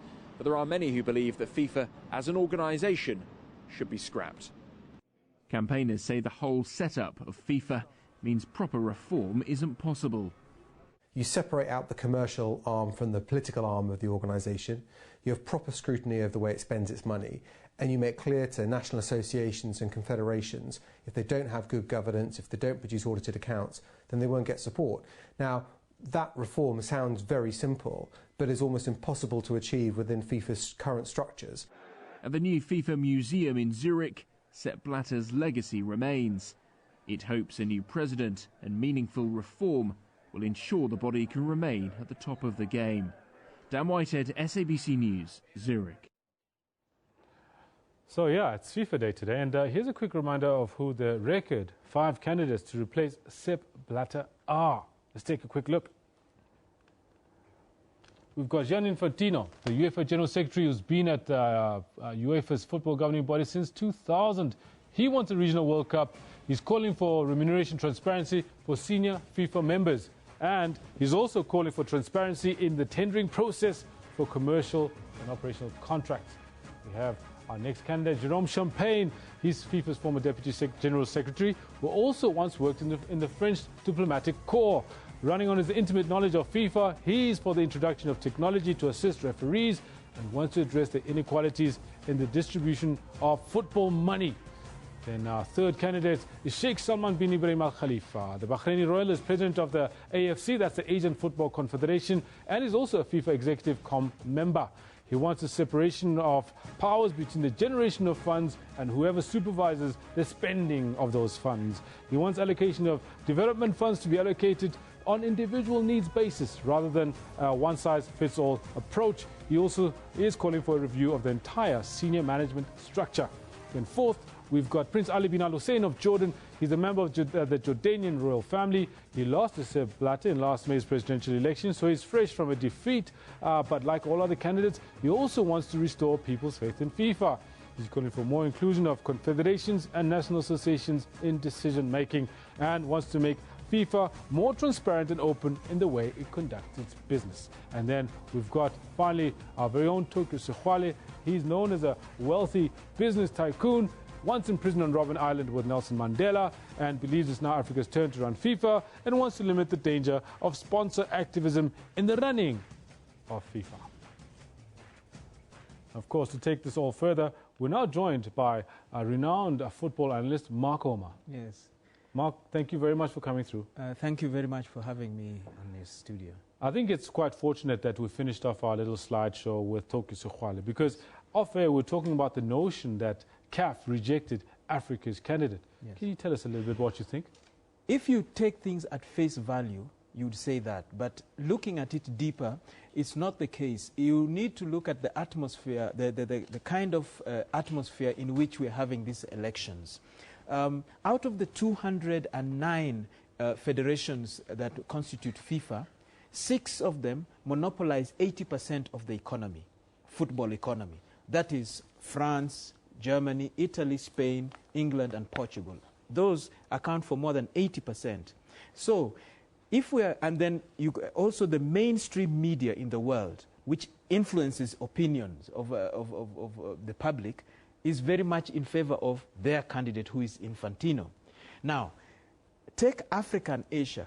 For a long time, coming from where we come, right from independence, we have always banded together because we have always had a disadvantage. So Africa, Asia, the countries of the Caribbean, the countries of the Pacific Oceans, and Latin America always band together. Now that constitutes 80% of the, more than 80% of the world's population consumes less than 10% of the global football economy. So this is the imbalance that we must bear in mind. So what we do is, when Africa and Asia, because they're the big ones in this alliance of the underprivileged, they always sit together, and then between them they must have considered the 3 candidates, Al Khalifa, Prince Ali, and Tokyo, and so who will give us the strongest strongest candidate. Let us not forget that even when it came to things like hosting of FIFA World Cup, and even the idea of rotational, we still had to band together and say, now, when we go into the meeting, what is our common say? Because if we fragment ourselves, we are already at a disadvantage in terms of the allocation of resources and therefore power in the whole football arena. What do you make of some of the news that has come out of the different federations and associations, that they're not necessarily going to go with what CAF executive says, that they will back their own candidate? Look, what CAF has done, first we must remember that the CAF executive gets a mandate from the federations. And by the time they come to say that this is the candidate we settle for, first of all, and even our own Tokyo Sexwale admitted that he was consulted. They didn't just spring a surprise and say this is the candidate. They say that they talked to him, engaged with him privately, and said, no, we may not accept you as the proposed candidate. So that's one thing. Now, each of those candidates, it's well within their right to say, no, I will still go on, notwithstanding. However, that opens an opportunity to divide the caucus or the bloc of Africa and Asia, because we look at our common interest. And you'll notice that the media houses that are giving prominence to, say, Tokyo talking and Ali talking, and even the head of the Liberian Federation, you'll notice they're all Western media houses. Now, our leaders in football had a meeting. Each continent had their meeting yesterday, and they reaffirmed their position. Now, it's on the conscience of a federation head. Some of them have come out and said, no, I'm just going to vote for the candidate, Al Khalifa. But you will not see that in many of those media monopolies. You see, the media monopolies, media plays a very, very big role. And the bigger the media, you know, we have got these big media monopolies. I don't need to mention them. But people know the major international media monopolies. They would want to play up the idea that Africa won't vote as one bloc. But as I said last time, and I say it right now, out of the 100 votes that Africa and Asia have, I'm sure Al Khalifa will get more than 90 of them. Here's a question. The political and economic terrain of what's going on, the atmosphere that this election is being conducted in, it's quite tricky. There are a few things. For example, it's the first time there are 5 candidates for the presidency of FIFA. Yes. There's only been 2 presidents for FIFA since 1974, one of them being Sepp Blatter, who was president for some 18 years. And he gets ousted in disgrace. Yes. And nobody trusts FIFA anymore to manage FIFA football matters, and nobody believes that the trio that was heading up FIFA, Michel Platini, Jérôme Valk, and Sepp Blatter, were doing the right thing. What happens to everybody else that was in that executive who's now going to be voting at the election today? Look, the truth of the matter is that the manner in which Sepp Blatter concentrated a lot of power in himself. In my opinion, after 2011, Sepp Blatter should have said, I've done my bit, let other people take over. We would be celebrating the good things FIFA has done, because one of the good things FIFA has done in the past 15, 20 years is to take football to all corners of the world. Right now, for example, the girls are trying to qualify to go for the FIFA under-20 women and under-17 women. One is going to be in Jordan, one is going to be in Papua New Guinea. We've had competitions in UAE, we've had competitions in Chile, in Trinidad and Tobago. You know, football has gone all over the world. In Africa, we've had it in Egypt, in Nigeria, in South Africa, yes. We had the World Cup. This was only possible because Sepp Blatter followed an agenda of taking the sport to all parts of the world. If these 6 monopolies, the 6 powerful countries I told you, Germany, France, Italy, Spain, Portugal and England, if they had their way, that wouldn't happen. They would come up with excuses. No, there's malaria there, right. There's this and so on and so forth. So that was the mistake. He had his downside. And now people remember you for what wrong you did, not what the good things that you did. Which brings me to the next part. Let's talk about the candidates that are actually on the platform right now. Yes. We know a little bit about Tokyo Sexwale, we know a little bit about Gianni Infantino, but Prince Ali bin Al Hussein, he ran against Blatter, lost in that previous election. There was a second round, he pulled out of the second round. Yes. We've also got Al Khalifa. Yes. Al Khalifa's got the AFC backing him. He's also the CAF executive's preferred candidate, and he seems to be a front runner along with Gianni Infantino. Yes. And then we've got Jérôme Champagne. Jérôme Champagne, he's a journeyman, if one could say. Yes. He's been a freelance journalist. He's been with the French diplomatic corps. He's also been in the heart and the bowel of the movement of FIFA itself. Yes. Tell us, what do you think about those candidates and their options and what their prospects are today? Well, you've heard some of them talk about we can strike deals. The 2 most important people in FIFA are the FIFA president and FIFA secretary general. Some of these people, in my estimate, are hoping that while this issue of the presidency is the focus now, some people are gunning for the secretary general post. That's my impression of, particularly in the case of Jérôme Champagne and Tokyo. I think the 2 of them, I'm thinking, if I miss that one, if I align myself with ABC, because we've not talked about the possibility of deals, because I think Jérôme Champagne, with due respect, Jérôme Champagne and Tokyo Sexwale are really outsiders. The battle is really between Al Khalifa, Infantino, and an outside thing of Ali coming through. But I think it's really the Infantino and Al Khalifa. Now, unfortunately, the undemocratic nature of FIFA previously is that the post of Secretary General is never advertised. It is, if Kendo becomes the president of FIFA, he can say, Mark, I think you're good enough to be Secretary General. And the Secretary General is the person who runs the day-to-day business. So when it comes to the nuts and bolts of what's going on, he is actually a much more influential person. If you notice, none of them is talking about the Secretary General post. So I think there's an element of behind. There's that phase that, yes, we are all candidates, but there's also that thing about the Secretary General. All right, now I get that. Now, do you think there'll be a second round? In my opinion, I'm already biased towards Al Khalifa. I must say that, because I come from the African-Asian solidarity with Latin America, Central Caribbeans, and the Pacific. You see, we are the underdeveloped people.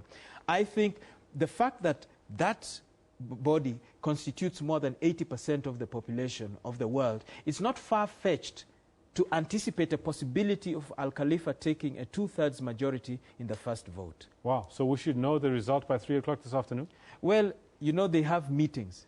Let people go to work. We don't want them to skip work to do that.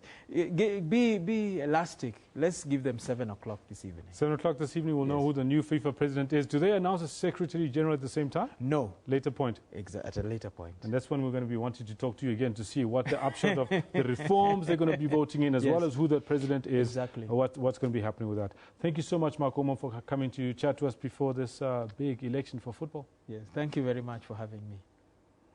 Right, now we move on to other football news, and there'll be no PSL matches on tonight, but there will be tomorrow and Sunday. Now, here's a quick look-see at exactly what you can expect to see over the weekend. We've got matches spread out all over the country. Ducks will be hosting Chipa United. That's at 3:30 tomorrow. And also kicking off at the same time in Potch is Jomo Cosmos playing SuperSport United. And the evening match will be Orlando Pirates trying to make sure that they stay in the top 8 as they play Bloem Celtic at 8:15 tomorrow night. Then a single match on Sunday. That match is Golden Arrows playing Platinum Stars in Chatsworth at 3:30 in the afternoon. We also have a few, some other matches in rugby. And here's a quick look at the opening weekend's Super Rugby fixtures. Now, it's a massive weekend for rugby fans because rugby fans will be looking forward to see what happens with 18 teams. As you can see there, that's exactly what happens with 18 teams. We've got a match that's been on the go since 8:35 this morning in Auckland. That's the Blues against the Highlanders. Then shortly, the Brumbies against the Hurricanes playing in Canberra. And then at 7 p.m. tonight is the Jaguares of Argentina, or Jaguares, if you want to say it in the English way, playing the Cheetahs in Bloemfontein. Should be an interesting matchup, that one. Sunwolves against the Lions in Tokyo at 6:15 tomorrow morning. Early risers, that's your match. Christchurch will be hosting the match between Crusaders and Chiefs. Waratahs play Reds in Sydney at 10:45. 5 to 1 in the afternoon is Force against the Rebels. The Kings take on the Sharks. Let's see whether the Kings can put aside the boardroom and financial troubles and beat the Sharks in Port Elizabeth at 5:3 tomorrow afternoon. The Stormers, they take on the Bulls in Cape Town. That's the last match of the weekend. So we're all hoping for a fantastic Super Rugby and footballing action weekend. That's where we leave it with the Sports Bulletin. We'll be back with more news after this break.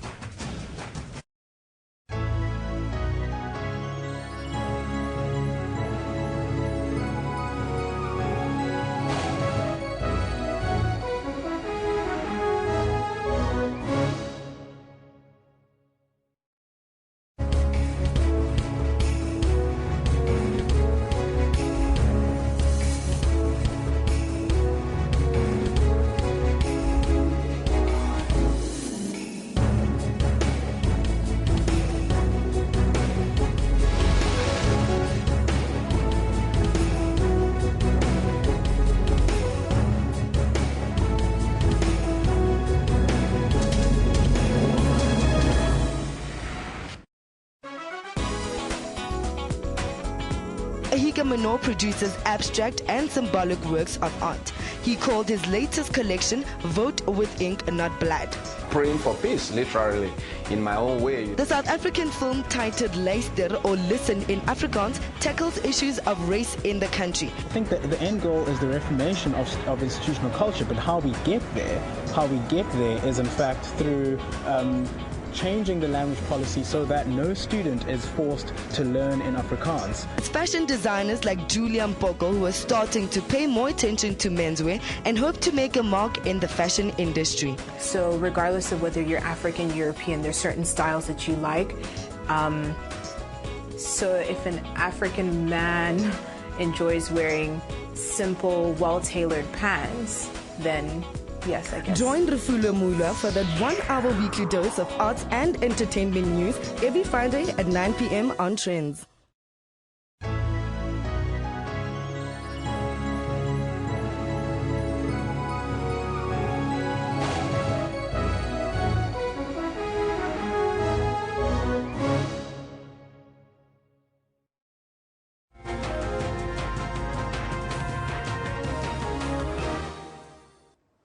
Hello again. When we think about architecture across the African continent, Western media would have us believe that it's all congested cities, crowded townships and mud huts. But design and architecture have moved forward considerably, especially in the last 10 years. Here to talk to us about some of these developments, Think Africa Group's Terry Bien. Good morning, Terry. Always nice to have you. Good morning. You travel frequently. Now, today we're talking architecture. What are you seeing that is changing the face of the continent? I think it's a bit of a throwback to our heritage from the 1960s. I mean, the 1960s was the heyday of architecture in South Africa and further afield. It was a sort of that period where Africa said goodbye to colonialism. Mm. And you have these amazing kind of architectural monuments like Black Star Square in Ghana. You have places like the University of Zambia. There's another picture of Black Star Square. You have pictures of places like Kenyatta International Convention Center. That's one of the cathedrals in Lagos. And just a wide variety of really dramatic architectural design that took place predominantly, that's Nairobi, in the 1960s and early 70s. Yeah. Since kind of then, there's been a bit of a hiatus. You know, there wasn't much to talk about sort of in the 80s and 90s. Yeah. And now kind of what's happened is it's picked up dramatically, and we're seeing some really interesting designs and some really interesting architectural phenomena being put around the continent. The one you didn't mention is the high-end retail design store Alara in Lagos. Tell us a little bit about this, but also other modern trends that you're seeing. So Alara is a concept store that was designed by very well-known Tanzanian-born architect David Adjaye. Mm-hmm. Alara is a signature development that got put into Nigeria, into Lagos. Now, what's most interesting about that is that the architectural style is very African, but in a very modern and contextual way. Yeah. So what that tells us is that you can see a little bit of the video here, is that architectural style is modernizing in a very contemporary, classical African way, but it's not westernizing. Yeah. So it's very unique and it's very special. This particular store houses the top design items from the top designers across the country, designers from Cape Town, designers from Addis Ababa, Nairobi, and all over. So Alara has been a very exciting kind of retail development, but that's not really where the excitement is. I think the excitement is in what we call kind of human-centered design architecture. And in fact, one of the, I think the most impressive examples of that is right here, around the corner from these studios in Hillbrow, which is the sort of a outreach foundation that was transformed from a building that was quite dilapidated, built in the early 70s, and that has been kind of transformed into a very, very modern outreach foundation that does a whole range of different things. It facilitates dance classes. It facilitates counseling for the local community. It does a whole range of different activities. But what's most interesting about it is the approach that architects are taking. So architects, and specifically African architects, are putting the sort of design process and people at the center of the architectural process. Yeah. And it's delivering some phenomenal results. What about the public sector? Are we seeing hospitals? Are we seeing schools? Or that kind of architecture taking the step forward? Yeah, no, I think we've seen quite a bit of that. I mean, the Hillbrow one was quite interesting. It was very much an outreach centre. The part that was really interesting there was across the road from the outreach centre, they built a massive steel bench. Yeah. So all the young people who were passing by could sit on the bench and watch the dancers on the inside. This is it. This is it here. Yeah. And that was designed by... We missed it again. There we go. It's back again. That was designed by the guys from local studios around the corner in Brixton, by Thomas Chapman and their team. So that's a really kind of interesting innovation. You touched on Nigeria. Very interesting. Yeah, see, you're talking about a floating school in the Lagos Lagoon. Just show us that. So in Nigeria, you have a community called Makako. Makako is built around water. The community chooses to exist and live on water. Yeah. So they're essentially an aquatic community in the Lagos Lagoon. And what they decided to do was they had some challenges with education. So they had this big open space of water that they couldn't use. And you can see there from the images in the background that this was a school designed by a very well-known Nigerian architect called Kunle Adieme. And he and his team said, okay, how do we change the face of architecture? How do we create these kind of aquatic communities that are able to accommodate the mass overflow of people coming into the cities? And the idea is very, very simple. The idea is, well, you can actually take these people and we can start to house them on water, and we can start to educate them on water. Yeah. So this was the Makako community was a bit of an experiment, but they've identified about 15 or 16 cities across the continent that are essentially coastal cities that are suitable for these kinds of developments. Yeah. The future, what do you think the next 10 years is going to look like? I think this sort of design or human-centered design process is definitely on the upswing. So what we're kind of finding is that architects are re-looking at how design and architecture is going about. And what they're starting to do is they're starting to look at different ways of thinking about architecture and putting people at the center. Yeah. One of the other places that we visited was in Kigali, or just outside Kigali, which was the Butaro Center of Excellence, which was this amazing center that was, again, the South African professionals get a hard time sometimes on the continent. Yeah. But South African architects are doing amazing things across the continent. And you had a group from Mass Design come in, sit with the local community, find out what the challenges are, find out what the issues were, and they built essentially a cancer hospice, for want of a better term, in a most beautiful part of the country. They used local materials, they used local artisans, and they have built a world-class centre that we could all be proud of.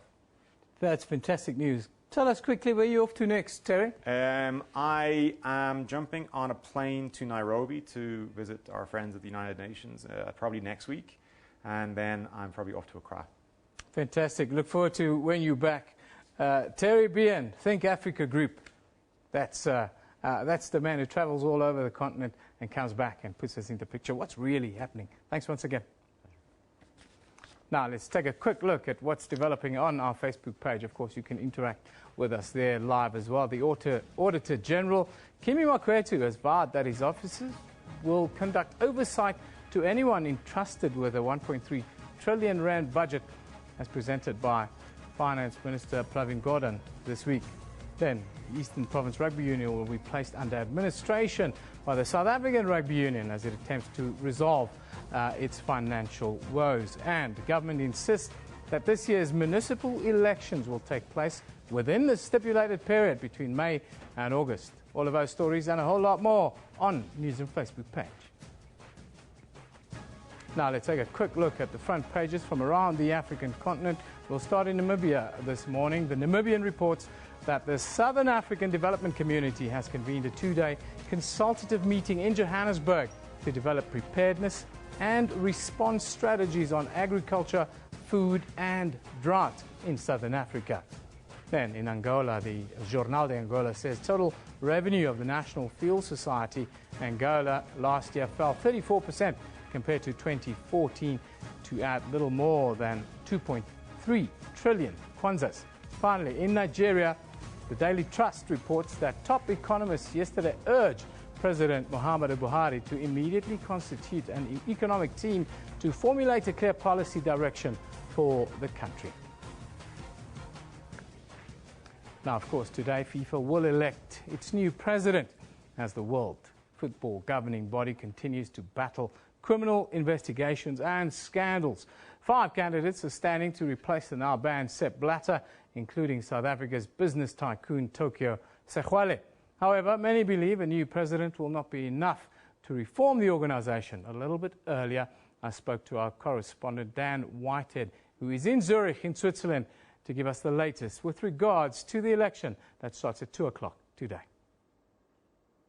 17 years of Sepp Blatter's reign. As you said, he is now banned for 6 years, and he will not be attending the Hallenstadion behind me here, where the FIFA Extraordinary Congress will take place. As we speak, delegates from around 207 countries are starting to arrive at the venue, and they have a big task ahead of them. It is split into two. Firstly, they must vote through, 75% of those 207 countries must vote through the set of reforms which FIFA has put forward, which it says will cleanse out this organisation and clear it of the allegations of corruption. It looks at restructuring FIFA, how it operates, how the football arm operates, and how the political and monetary side operates, including more power to an ethics committee. The reforms also include the declaration of salaries, so they're not hidden anymore.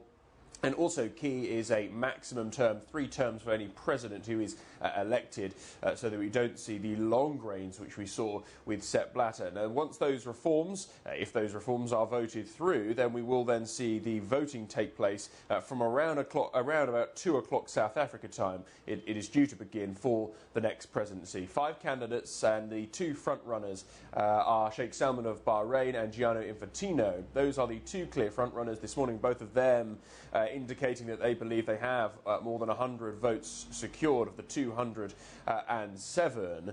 However, in the first round of voting, for there to be a clear winner, someone has to get 2/3 of votes. So it may well go into the second or even third round of voting to narrow that down to someone who gets a majority of votes by the end of it. But those are certainly the 2 front runners here in Zurich. Tokyo Sekhwali, the South African candidate, how is his campaign viewed in Zurich today? Well, a lot of people have, of course, said that Mr. Sekhwali's campaign has been lacklustre and that he hasn't really maintained a sort of a world-level campaign, which we have seen from some of the other key candidates. Mr. Sekhwali, of course, joined us on SABC last night. He did say that he would not be pulling out of the race. I asked him about alliances. He had said that he would be open to alliances, but he wouldn't be drawn on any specifics of that, although it is expected, because he doesn't have any major backing of any of the confederations or associations and federations around the world, that he may well either withdraw or anchor his support to one of the other front runners. So that remains to be seen. But he had meetings well into the night last night with delegates at the number of hotels here around, and it really was key lobbying right through to the end. And that influence continues this morning, because behind me here in the foreground of the Hallenstadion there are a number of protesters already gathering, and in fact they are not anti-FIFA protesters. These protesters here are actually one of the candidates pro Sheikh Salman, and some of the signs which they are holding in front of the passing traffic here say supporting the clean man, in support of Sheikh Salman, one of the front runners. So that is some of the protesters who are already gathering, and there is a police presence there at the front of the stadium. They are expecting not only supporters for some of the candidates, but of course those who are anti-FIFA, and there will be plenty of those protesters gathering throughout the day. Dan, in conclusion, all FIFA's problems always begin and end with voting processes and acquiring votes. The person that wins today, how do they change this?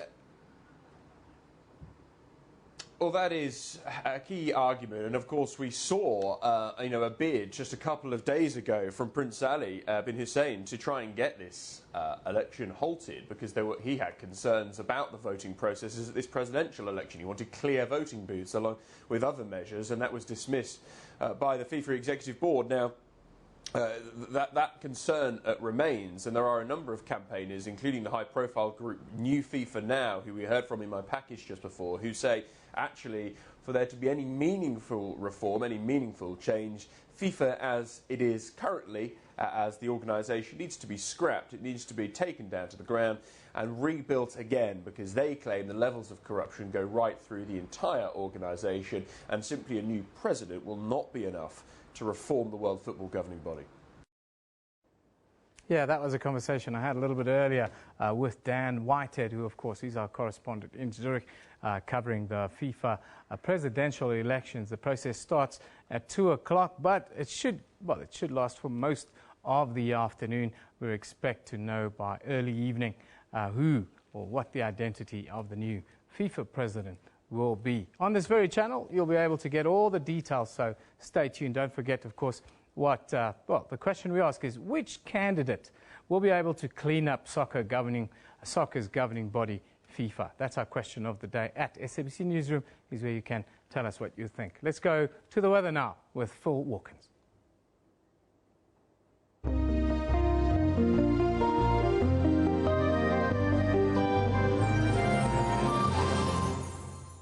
Yeah, thanks a lot. Well, we're going to start off your weather by taking a look at a little bit of cloud cover here. Now, this is what we can expect at the moment and what we've been seeing over the past few hours. This is development of cloud cover over Africa's western areas. Now, that does extend towards the interior here of both Namibia as well as moving in towards Botswana and some regions even of Zimbabwe as well. We're going to see that extending towards South Africa's eastern interior and the northeastern parts as well. And indeed, for today, we can expect isolated to scattered showers in the very same area there that extends down towards South Africa's southern coastline as well. Mostly only isolated showers, but a stronger band of showers now extending north and towards the southern parts of Zimbabwe, as well as moving towards Botswana.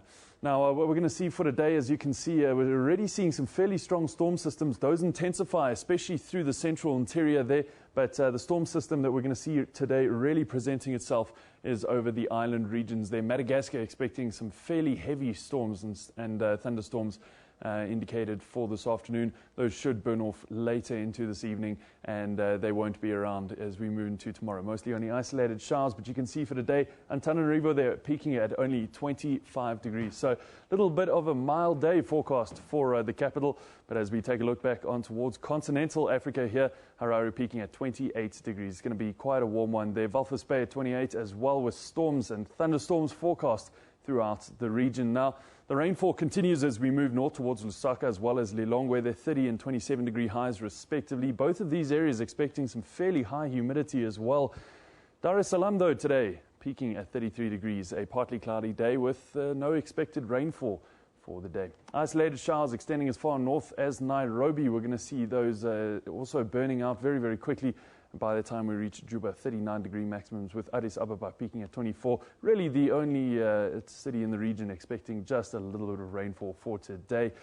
Now, we've seen the trend in Cairo, 27 degrees for today. That is continuing in the higher 20s. And of course, it was the same yesterday. So another nice, warm and sunny one there for Cairo. As we move further along the northern coastline of North Africa, we're going to see temperatures coming down to about 18 degrees in Benghazi. Tunis peaking at a warm 22 degree high, and Rabat at 17 degrees. So remaining a little bit chilly there in Rabat, but temperatures in general coming up as we look towards that northern coastline. The southern coastline remains very, very stable, with temperatures in the lower 30s as it has been for the last few days. 42 degree highs for Niamey. It is going to be a hot day there, and a sunny one as well. We're going to see very, very little cloud cover over that area, with Bangui now peaking at 43 degrees, making it the warmest major city in Africa for today. Very quickly, this is where you can send us your feedback, email weather@sabc.co.za, or give us a call, 011-714-5077. That's where I leave the weather. Stay tuned.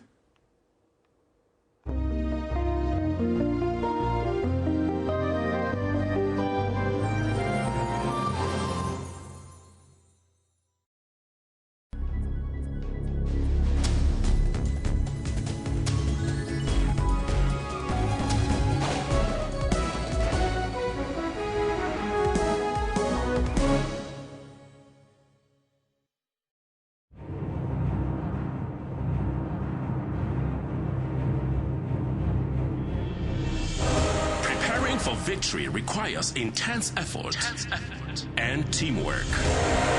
When you get to it, there is no turning back, because all eyes are on you.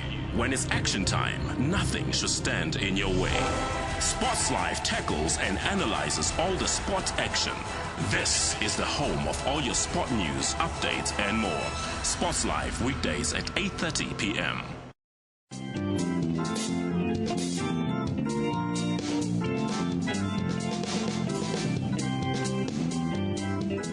Vera Ephraim defied family and traditions to follow her dream. Decided that I'm going to prove to them that they were wrong. The first breakthrough came in when she was studying and touring in Europe. That was my first breakthrough.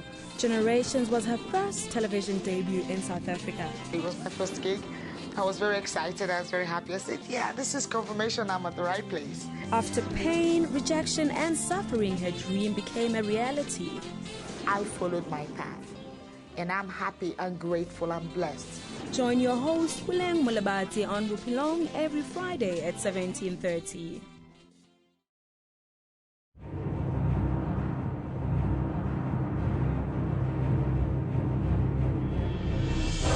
Preparing for victory requires intense effort and teamwork. When you get to it, there is no turning back, because all eyes are on you. When it's action time, nothing should stand in your way. Sports Live tackles and analyzes all the sport action. This is the home of all your sport news, updates, and more. Sports Live weekdays at 8:30 p.m. In Africa, technology has created many new ways of doing things. ICT is an increasingly important part of everybody's life.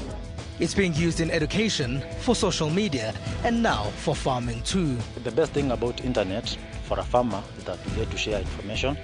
On Network, we give you all the important African technology and social media news. That's Network with me, Phumelele Zondi, every Sunday at 7:30 p.m. Central African Time, only on SABC News.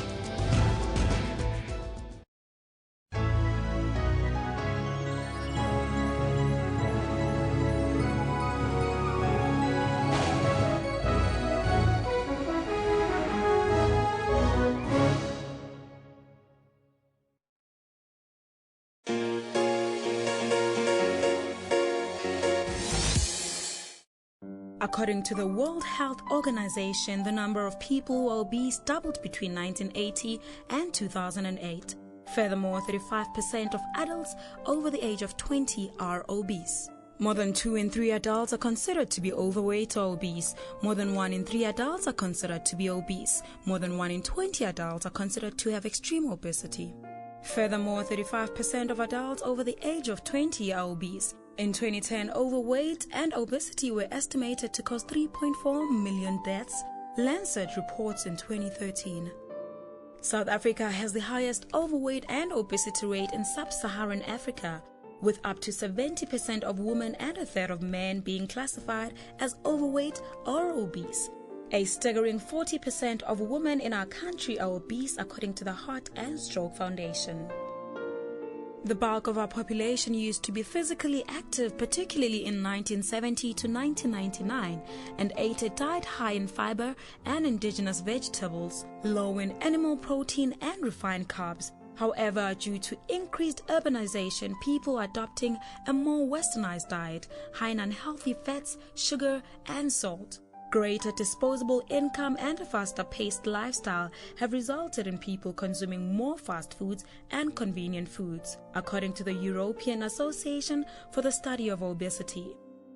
The Department of Health realizes the seriousness of the obesity crisis and has included this in their National Non-Communicable Diseases Strategic Goals to assist with the obesity problem and increase physical activity by 10% by 2020, reduce the consumption of alcohol by 20% by 2020, reduce the percentage of people who are obese and overweight by 10% by 2020. Obesity has a significant impact on health and well-being.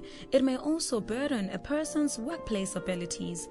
Workers who are obese may need longer rest breaks to return to their initial state of muscle function. 2.6 million people die each year as a result of being overweight or obese, according to the World Health Organization.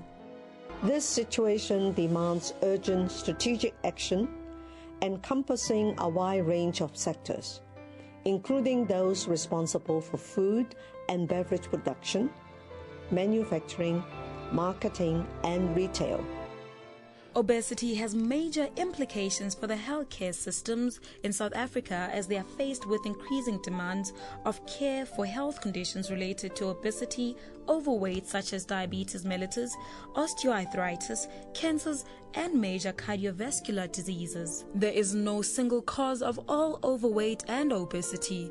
There is no single approach to treating or preventing it. Treatments may include a mix of behavioral diet, exercise, and sometimes weight loss drugs. In some cases of extreme obesity, weight loss surgery may be an option.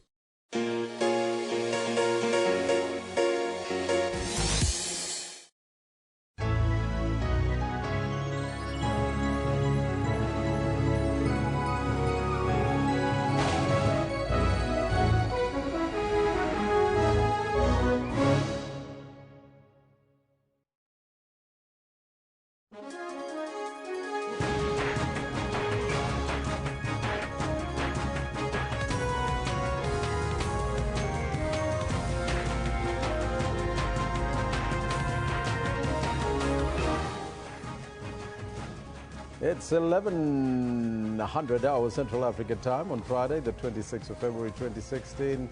This is Newsroom on SABC News, Channel 404, Jumbo Africa, and a very warm welcome to the final hour. I'm Elvis Presley. I'll be with you until 12 o'clock. Stay with us as we broadcast live from our Auckland Park Studios, Johannesburg, South Africa, to the rest of the African continent.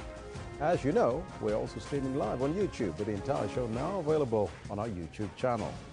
Question of the day we're asking you.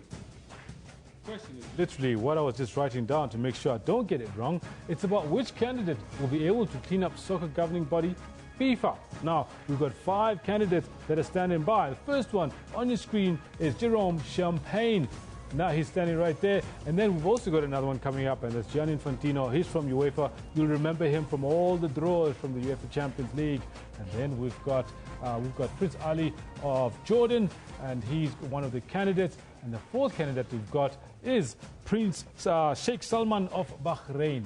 And then we also have, of course, Tokyo Sexwale from South Africa. So they need to let us know. Hey, Elvis?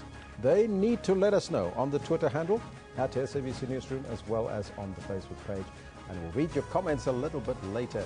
What do you think can clean up FIFA? But first, your headlines.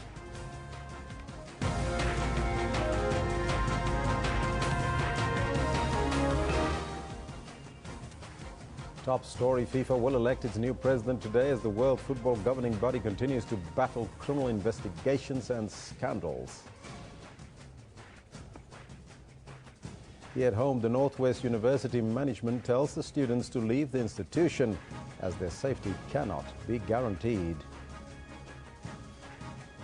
And Water and Sanitation Minister Nomvula Mokonyane says that water levels in South Africa's 180 dams have declined drastically.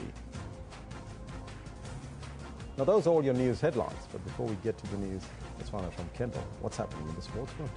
Thank you very much, Elvis. It is a massive day in the world of football. In fact, let me greet you at home as well and say good morning and welcome to this, the D-Day for FIFA.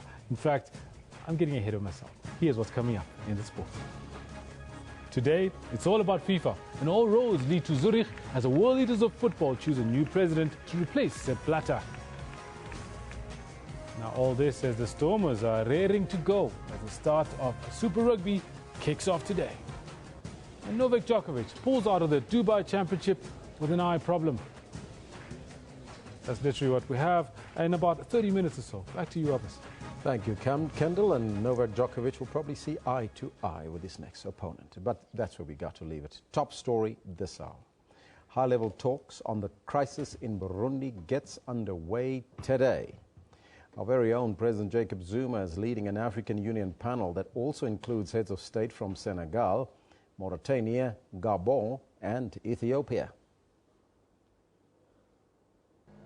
The meeting with the African Union high-level panel follows a decision by the AU summit to shelve a decision to send at least 5,000 peacekeeping troops to the East African nation.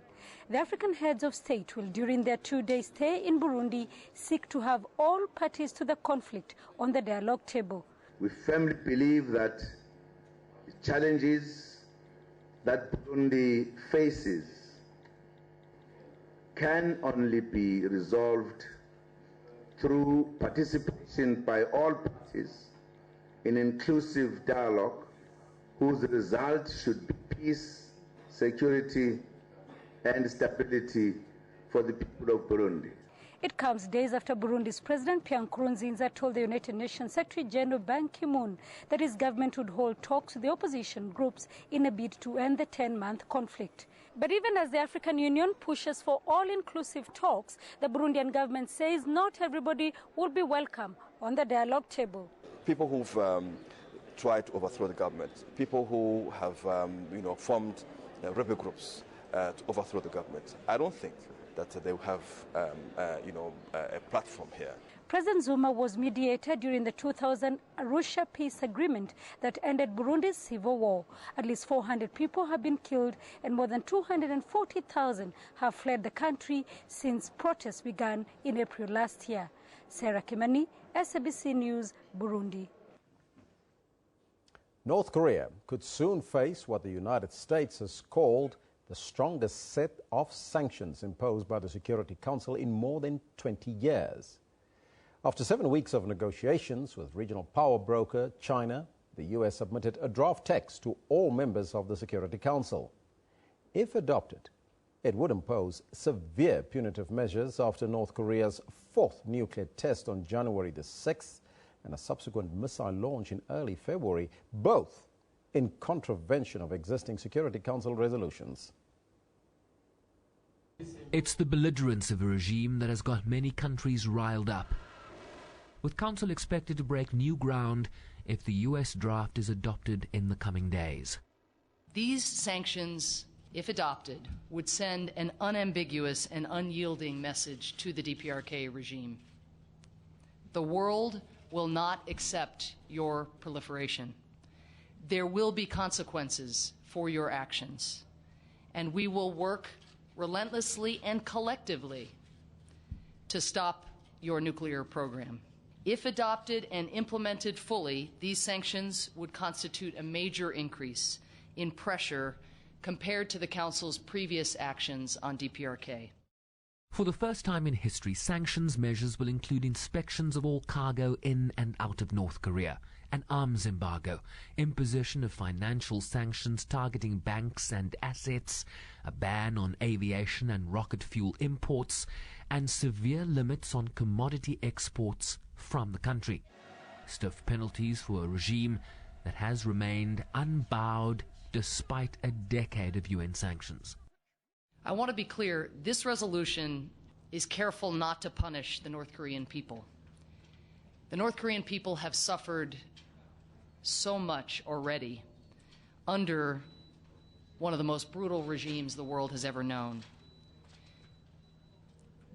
Rather, this resolution focuses on a ruling elite that have inflicted so much of that suffering, always privileging the nuclear and ballistic missiles programs over the welfare of the North Korean people.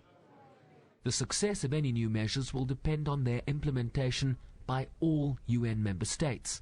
Council is expected to vote on the draft as early as this weekend. Sherwin Bricepees, SABC News, New York. Migrants at the Greece-Macedonia border woke up to a bitter cold and damp weather as the number of migrants waiting to cross the border swelled and fears increased that thousands more were on their way. More than 3,500 migrants are believed to be trapped at Idomeni, while thousands more are on the move through Greece in an attempt to reach the border, despite police blocks to stifle the flow. Day goes into night, night goes into day. At the Greek border crossing in Idomeni, the wait to move north into Macedonia seems interminable. Macedonia has been opening its border only in short intervals this week to stifle the flow of migrants. Only a few hundred refugees can pass each day.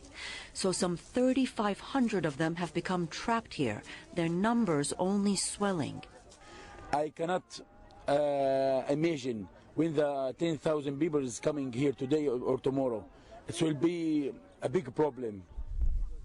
The wait feels so long they've bunkered down in a tent city, frustrated by reports that authorities plan to further restrict the flow, limiting access to Afghan migrants. German writer Philipp Brew has been witness to the scenes.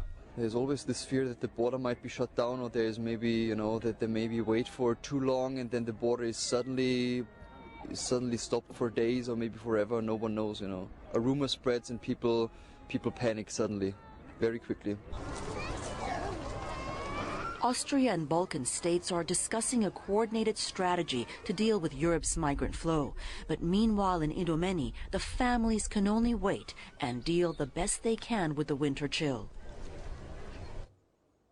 Back here at home, Northwest University management has told students to leave the institution as their safety cannot be guaranteed.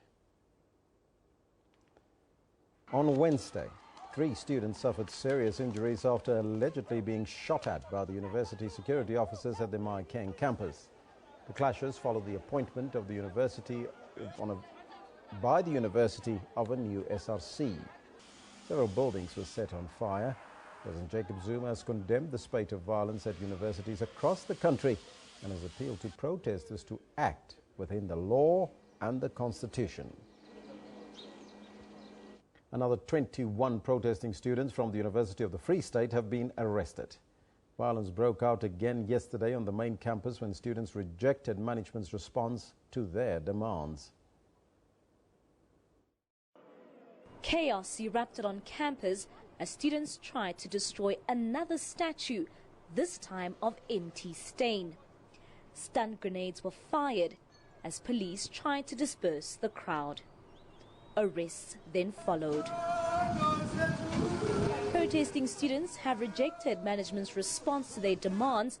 They told them to go back to the drawing board and instruct their Vice-Chancellor and Rector, Professor Jonathan Jansen, to resign. At the end of the day, we are supposed to go in classroom, blacks and white. How are we going to interact if this thing is not being resolved today? Really, Prof. Jansen must stop playing games. This is not a time to play hide and seek.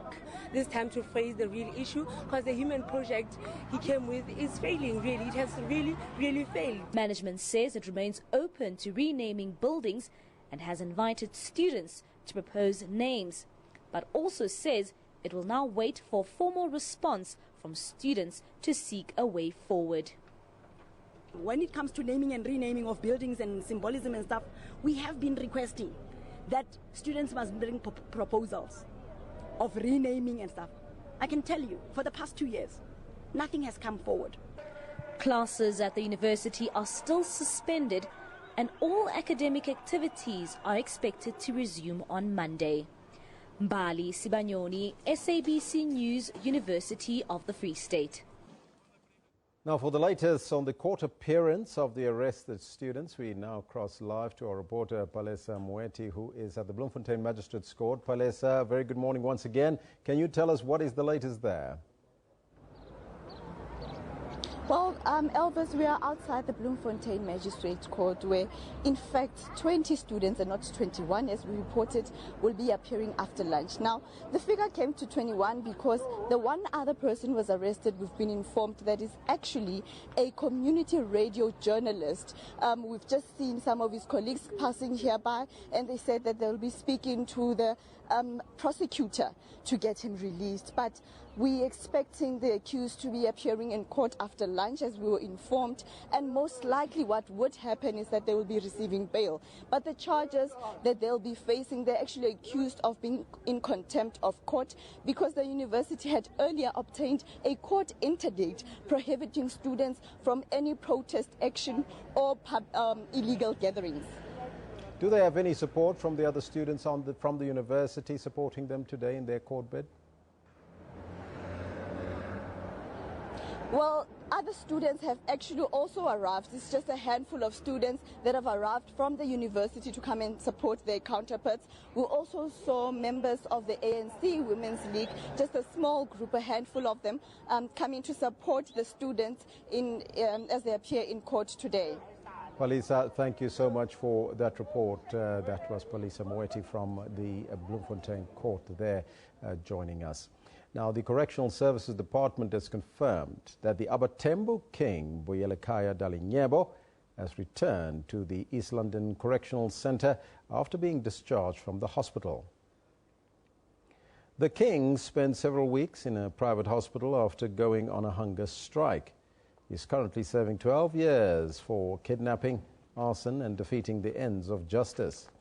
The department spokesperson, Manalisi Wolela, says after careful examination, a medical team declared Dalinyebo fit to return to prison.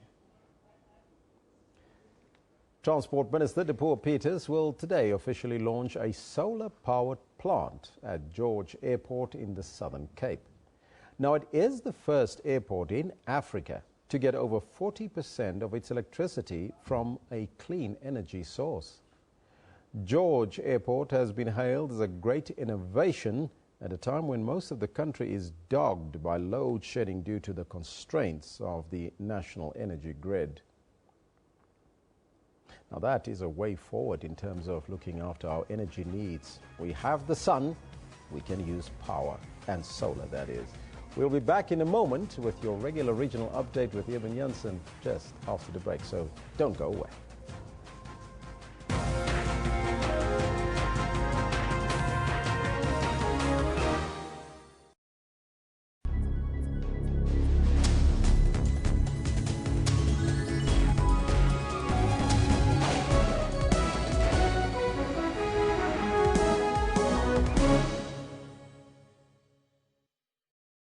Good afternoon. You're watching the Midday Report. Lunchtime news amplified. But for now, this is what they call home.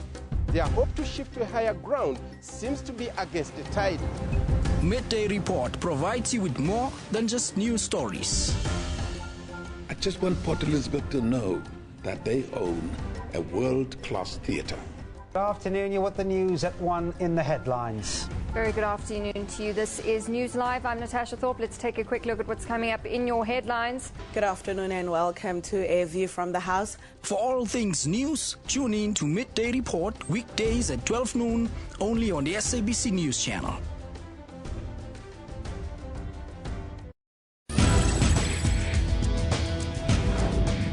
We're heading to a future of cars that will drive themselves, and a place where robots will be doing some of our chores. But the challenge in Africa is to make sure that everyone is part of this new world. To be behind with technology, it is a challenge for us as offenders. There are many initiatives to ensure that Africans are truly connected. We're now giving more access and internet to now the end users. On Network, we have information on Africa's technology landscape, possibilities for the future, and some great African innovations.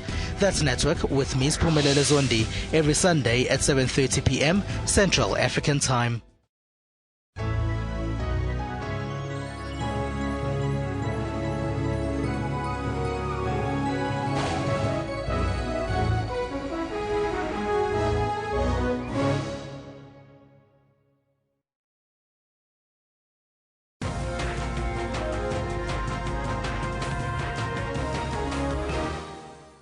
Hello again. Time for us to take a more regional focus with our news here on Newsroom. Now, Northwest Premier Supra Mahumapelo is expected to outline his government's plans when he delivers the third State of the Province address for the fifth administration in Klerksdorp today. In his address, Premier Mahumapelo is expected to take stock of the provincial government's service delivery program over the past year. He will also unveil plans to boost the province's economy through agriculture, culture and tourism. Now, our very own reporter, Tsolofelo Matibedi, talked to the Premier on the eve of the big day. Northwest Premier Supra Mahumapelo is expected to deliver his State of the Province address. To discuss the main points of the speech, we are joined by Premier Mahumapelo. Welcome, Premier.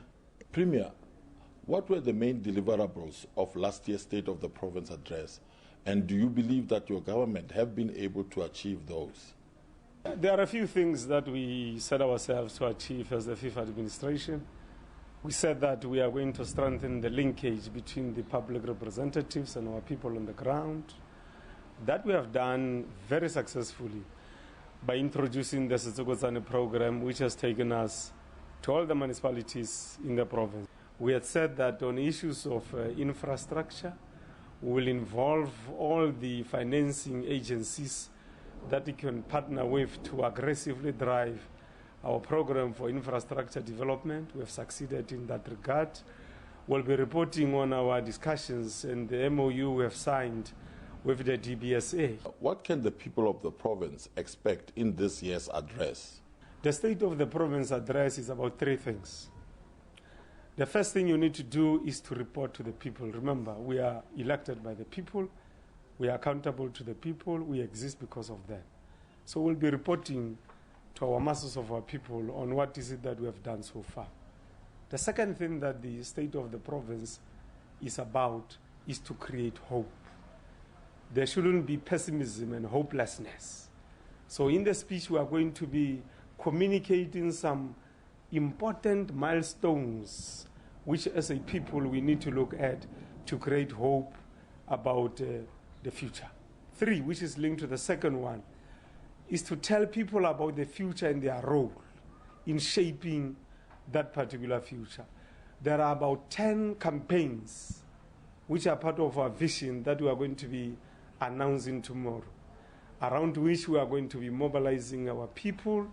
There are also 10 areas of economic intervention that we are going to be announcing tomorrow to make sure that people are part of rebuilding the economy of Bokoni Bophirima to create jobs, to make sure that we deal with poverty, inequality, and unemployment. So the State of the Province is about those 3 things. People must feel that they are part of the processes. They must be able to understand the State of the Province address so that they can participate actively in it. Will issues related to latest developments in higher education be highlighted in your speech? One of the things we are going to be talking about tomorrow is the need for stability in the province.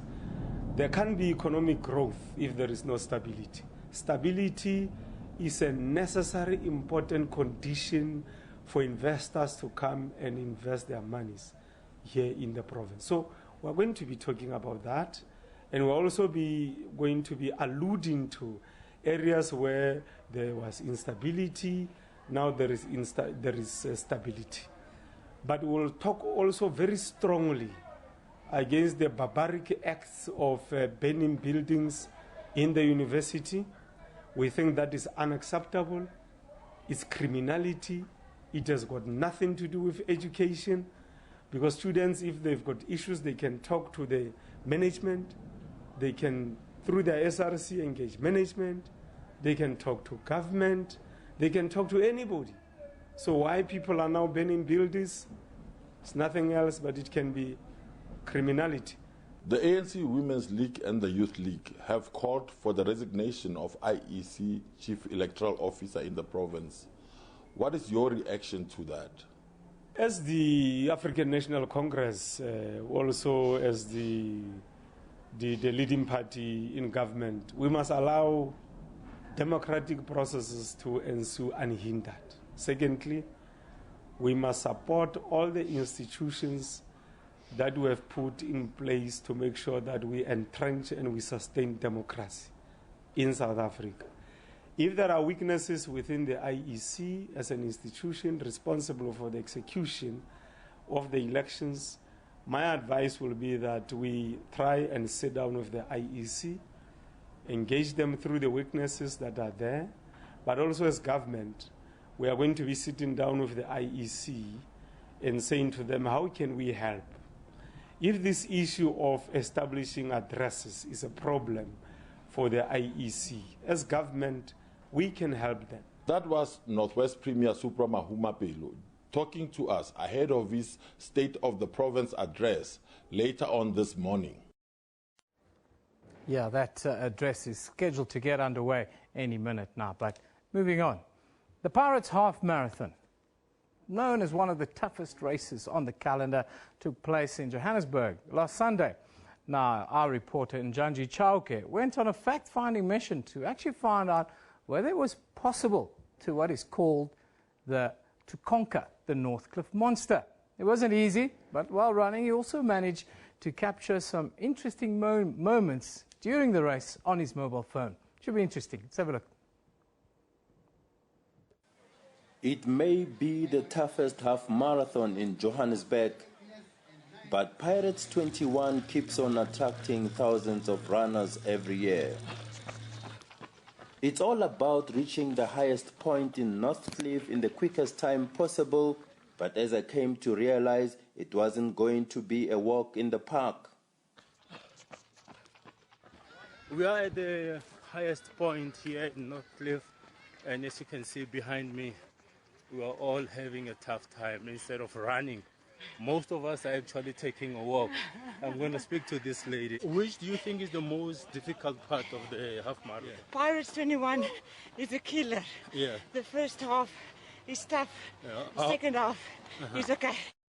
Some of the people just running past me. I'm gassed out. I'm a bit too tired now. We are at about 13 Ks or so. A few more Ks to go before we are done. I can see another hill coming up right in front of me. People are starting to slow down again. It's one of Joburg's toughest half marathons. One of the easiest half marathons. There you have it from a gentleman saying one of the easiest. Sometimes it's much better to take a walk than to run, especially in tough races such as this one.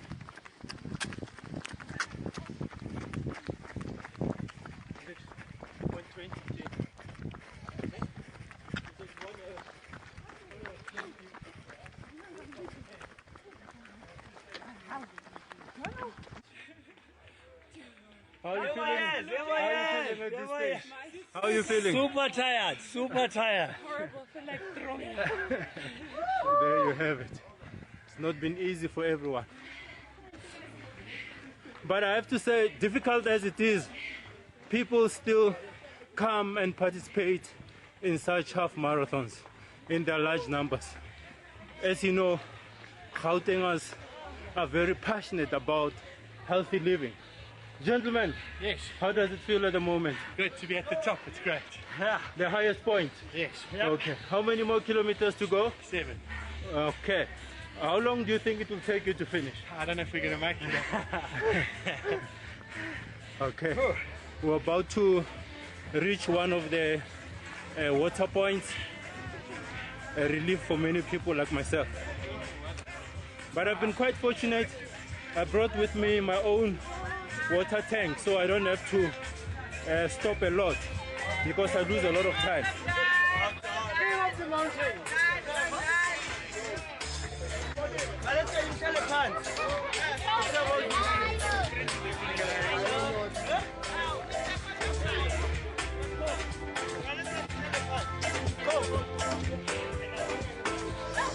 They're offering us soft drinks, all sorts of drinks that were being offered here, water, Coca-Cola, and other energy drinks.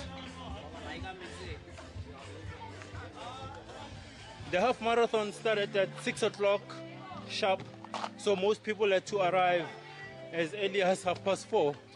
As you know, some people tend to collect the race numbers on the day of the race.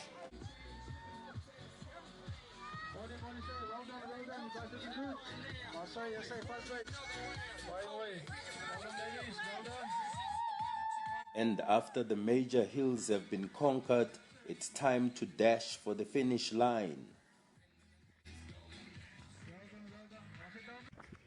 But as the pace was starting to pick up, we encounter more steep hills. So, I can see another hill coming up here in front of me, so I'm going to try and slow down a bit. Whew. It's really a tough half marathon. How's the going, sir? SABC News here. It's a bit tough. Yeah. A little bit. It lives up to its name, eh?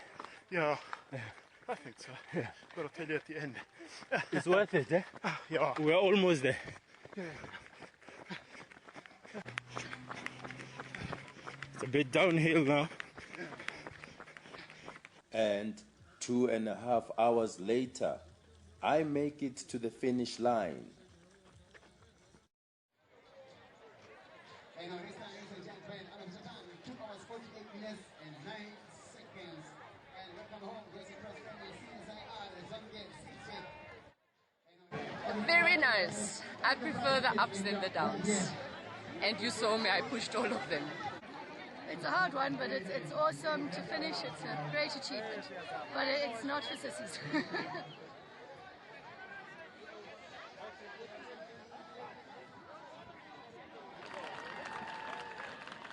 And in first position, winning the ladies today at the Bars Half Marathon here, 1:24. Lebogang Palula and Dibon Toto Otse were crowned King and Queen of the Mountain, respectively. Lebogang Palula, the Queen of the Mountain. I won't say I enjoyed the race, but today I went with this mentality I'm coming here just to jog, just to enjoy my race, because I'm trying to get my form back. I'm still battling from the injury, but at the moment I would say I'm happy with my win today. King of the mountain, king of the mountain. Gotcha, some lucky draw King of the prizes. mountain. Check. So we've obviously got some boy prizes and we've got some girl prizes. What is your name? For this, Lesotho national training in the tiny mountain kingdom is now paying off as he counts his winnings. If your race number has got an 8 in it, give me another number between 0 and 9. Okay, next number, give me another number between 0 and 9. They left long before me, but I found them on the hill and I overtook them. I don't want to see your race numbers. For now, even for those who didn't come out tops, it was a race worth their while. This is the first one, and what I like about it, all the steps that we went through, it was so marvelous. They vowed to do it again next year. Njanji Chauke, SABC News, Johannesburg. What an interesting take on one of the toughest races on the calendar. But we've asked you a question today. Of course, we've got a couple of tweets in. We'll take one, one on Sir Abdu says, SABC Newsroom, thank you for covering the 38th anniversary since the death of struggle icon Robert Sebukwe. Yes, thank you, Abdul. Then Kolani Ngwekazi says, SABC Newsroom, the best candidate that will be able to clean a FIFA house is the Prince. Yes, there's a Prince, a Sheikh, a Tokyo, a Gianni Infantino and a Jerome Champagne that are running for FIFA presidency today. We'll keep you updated on SABC News throughout the day how that matter proceeds. Time for us now to take a break. When you come back, it'll be sport with Kendall Mahamate. Don't go away.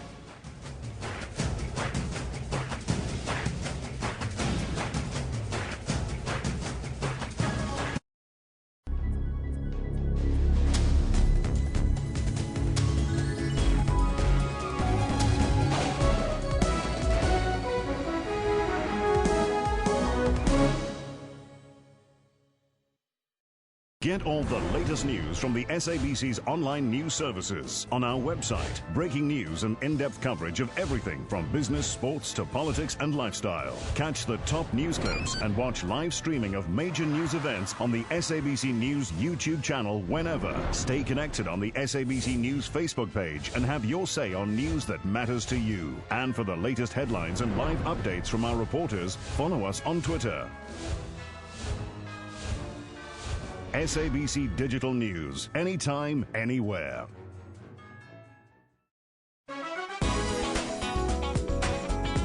Ahika Mano produces abstract and symbolic works of art. He called his latest collection Vote with Ink, Not Blood.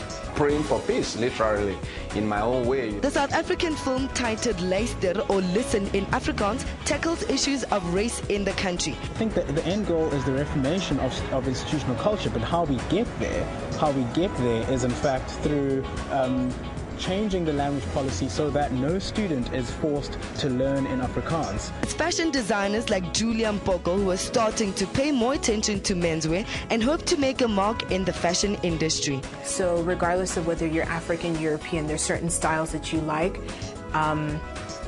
So if an African man enjoys wearing simple, well-tailored pants, then yes, I guess. Join Refulo Mula for that 1-hour weekly dose of arts and entertainment news every Friday at 9 p.m. on Trends.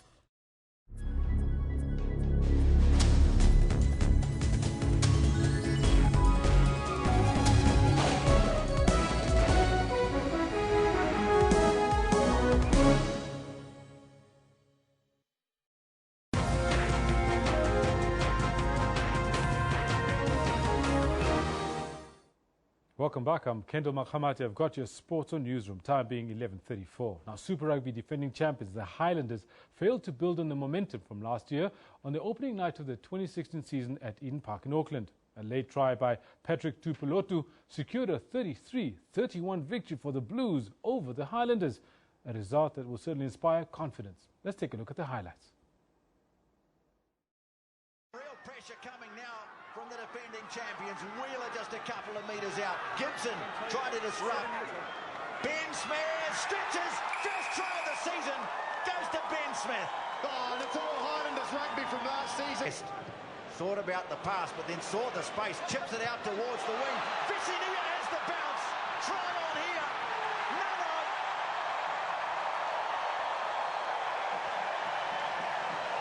Milani Nano scores. Great read. Great read from Ihio West. Causing some real issues. Gibson and the young flanker set sail from the line. He's over. On to Smith. And nice ball into space for Walden, the belly. And what a moment for young Tehurangi Walden. Tui Polotu. Can he get it down? Right now, before we give you more news on what's happening with Super Rugby, quickly, Springbok lock Lood de Jager has been named the South African Rugby Player of the Year for last season. This 23-year-old de Jager is the youngest winner of the most prestigious award in South African rugby since Brian Habana walked away with the spoils in 2005, age 22. The Toyota Cheetahs lock edged out fellow nominees for the top award. That will be Damien de Allende, as well as Evan Etzebeth, Skalk Burger, as well as Jaco Kriel.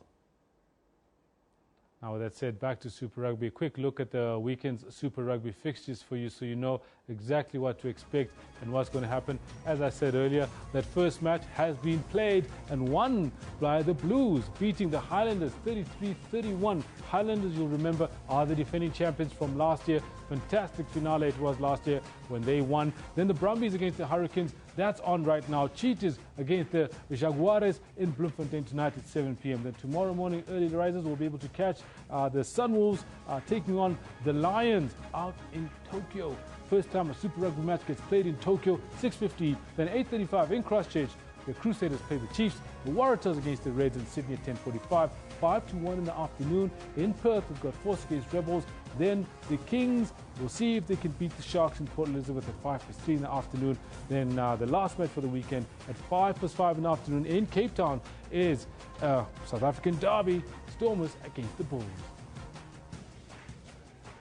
Now, there are no PSL matches on tonight, but there will be matches on tomorrow as well as on Sunday. The very next matches after that would come up on the Tuesday. But looking at this right now, as you can see, we've got two matches kicking off at 3:30 in the afternoon. That's Ducks against Chipa United. Then Jomo Cosmos, they take on SuperSport United. Let's see if Stuart Baxter can bring some of his old magic to the match tomorrow for SuperSport United. Then Orlando Pirates, trying to stay in the top 8, will be taking on Bloem Celtic at Orlando Stadium at 8:15 Saturday night. On Sunday afternoon at 3:30 in the afternoon out in Chatsworth, Durban side is Golden Arrows against Platinum Stars.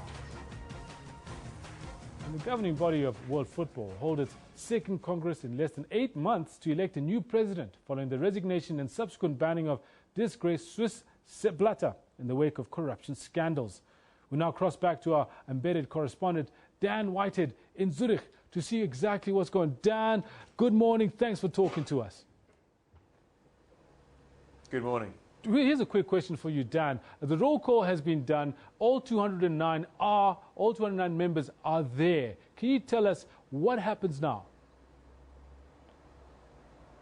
Yeah, well, there are actually only 207 delegates, countries being represented. There are a couple of countries who are barred from taking part, but actually the 207 delegates are in the building behind me right now, and what is underway is the start of the voting procedure for the reforms, not the election of the new FIFA president. Before that happens, they need to push through 75% agreement these reforms which FIFA has put forward, and this is essentially FIFA saying these are the big changes that the next president really has to implement to clear out the organisation, which of course is shrouded over allegations of corruption and ongoing police investigations. Those reforms which the delegates are currently voting on include the disclosure of the salaries of the FIFA bigwigs, which of course have always been kept hidden over the previous years. There's also fixed terms for the length of time a president can stay in place, something of course which the previous president, Sepp Blatter, did not have to adhere to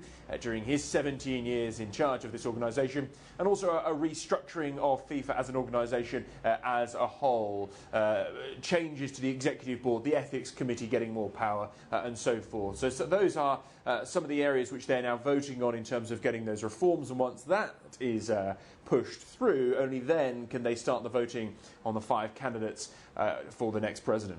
That's very interesting that, yes, the first thing you started talking about was the reforms, because, yes, we know there's this raft of reforms that they've left until today's extraordinary Congress to talk about. Are they likely to haggle over the reforms, or are they mostly likely to just accept and move on?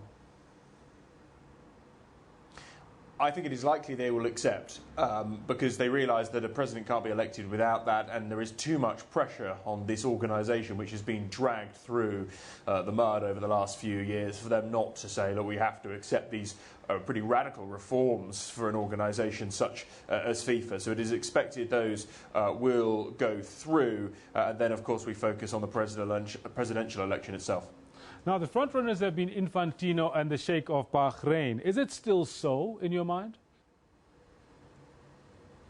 Yes, it's pretty much considered now this is a 2-horse race, as you Sheikh Salman of Bahrain and Gianni Infantino, both of which believe that they have a substantial number of votes, potentially over 100. There are only 207 votes to play with. If that is accurate, then neither of them will have the 2/3 majority, which is what someone needs in the first round of voting to have an outright winner.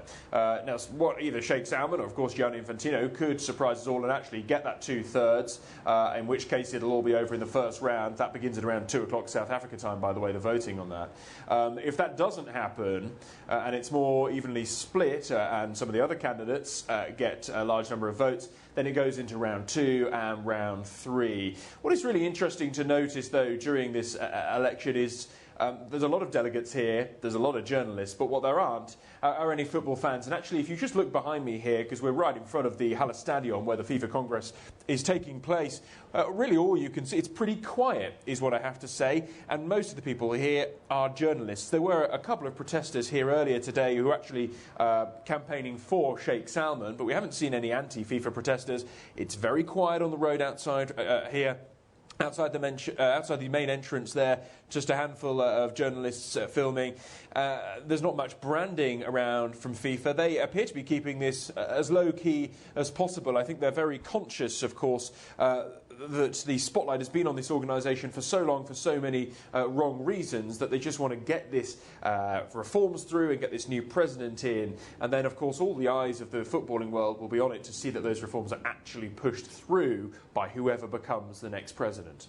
It's interesting that you bring that up, that there are no the football fans or no anti-FIFA protesters. Does this sound the death knell of interest in how football is run? Or is it just because most people have got a faith in the process that's going on in the Halle Stadion?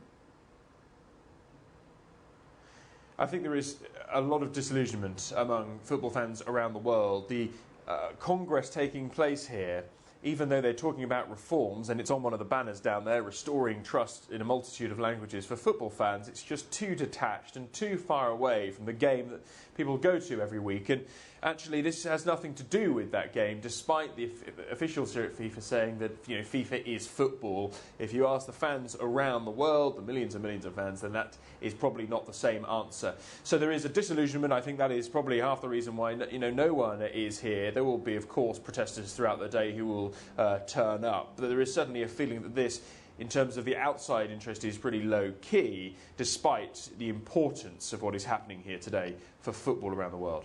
Dan, I want to thank you so much for giving us this time to get an idea of what is happening and where it's going to end up. Thank you. Right, there you had it. Dan Whitehead embedded out in Zurich, exactly where the FIFA Extraordinary Congress is happening, to see who's going to be the new FIFA president. Now, staying with football news, two former Bafana soccer legends believe that Africa should have thrown its weight behind Toki Sexwale's bid for the FIFA presidency. Kaizer Chiefs assistant coach Dr. Khumalo and former Bafana strikers Buso Zuma are very disappointed with CAF's decision to support the Asian candidate. Sexwale is vying for the highly coveted FIFA presidency and without the backing of his continent. Africa's soccer governing body CAF supports Asian Football Confederation President Sheikh Salman Ibrahim Khalifa. Khumalo says CAF should have thrown its weight behind Sexwale. It's very unfortunate that he's not being backed or supported, but they do have their own reasons. But personally, I think he's doing very well, and he's representing not only South Africa, but Africa. But we all know football politics. Khumalo's sentiments have been echoed by former Bafana strikers Busiso Zuma. 53 of CAF's members are expected to vote for Sheikh Salman after the body announced its support for him earlier this month. South Sudan has said it will vote for Europe's candidate Gianni Infantino. Backbiting in South Africa, this is what is killing us. Instead of us being positive, we are negative. So he's there already. There's nothing much we can do about it. Then support the guy. The extraordinary FIFA Congress will take place in Zurich this afternoon. Pesinkat, SABC News.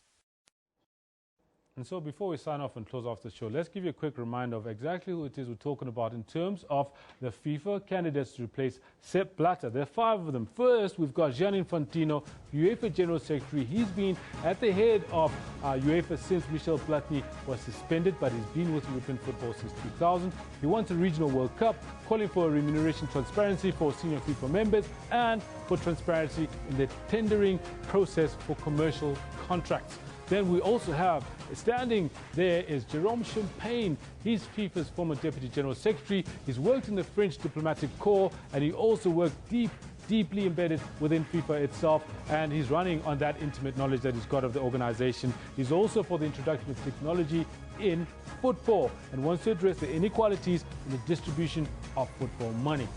Our third candidate is none other than Sheikh Salman bin Ibrahim Al Khalifa.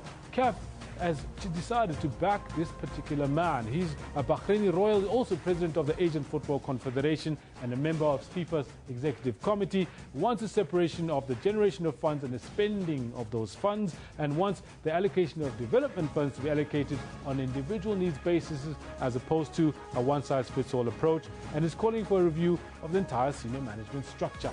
Then fourth, but not least, we've got Prince Ali bin Al Hussein, who's a member of the Jordanian royal family. He lost to Sepp Blatter in last May, that's May 2015, in that presidential election. And like all other candidates, he wants to restore people's faith in FIFA. And as you heard Dan Whitehead saying, doesn't seem like people are really interested in what any of these candidates have to say, but we'll see. Calling for more inclusion of confederations and national associations in decision making, and wants to make FIFA more transparent like everybody else does. And last but not least, we've got our own Toki Sexwale. He's a wealthy South African businessman who's running on having been in prison on Robben Island with the icon Nelson Mandela, as well as being a founding member of the Makana Football Association. Believes it's now Africa's turn to run FIFA and wants to limit the danger of sponsor activism in the running of FIFA, like sponsors telling FIFA what to do and what not to say. Right, now until Monday, same time, same place. Goodbye from all of us here at Newsroom. Your weather update is up next with Philip Hawkins.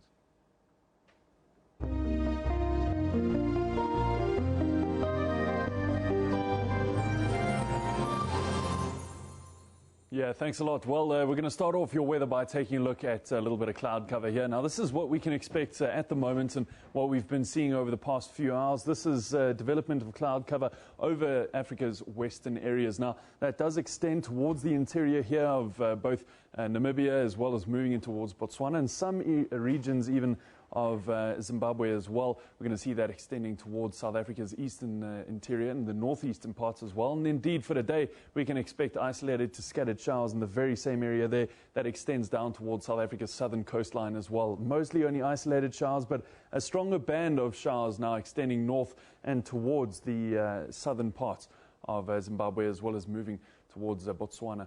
Now, what we're going to see for today, as you can see, we're already seeing some fairly strong storm systems. Those intensify, especially through the central interior there.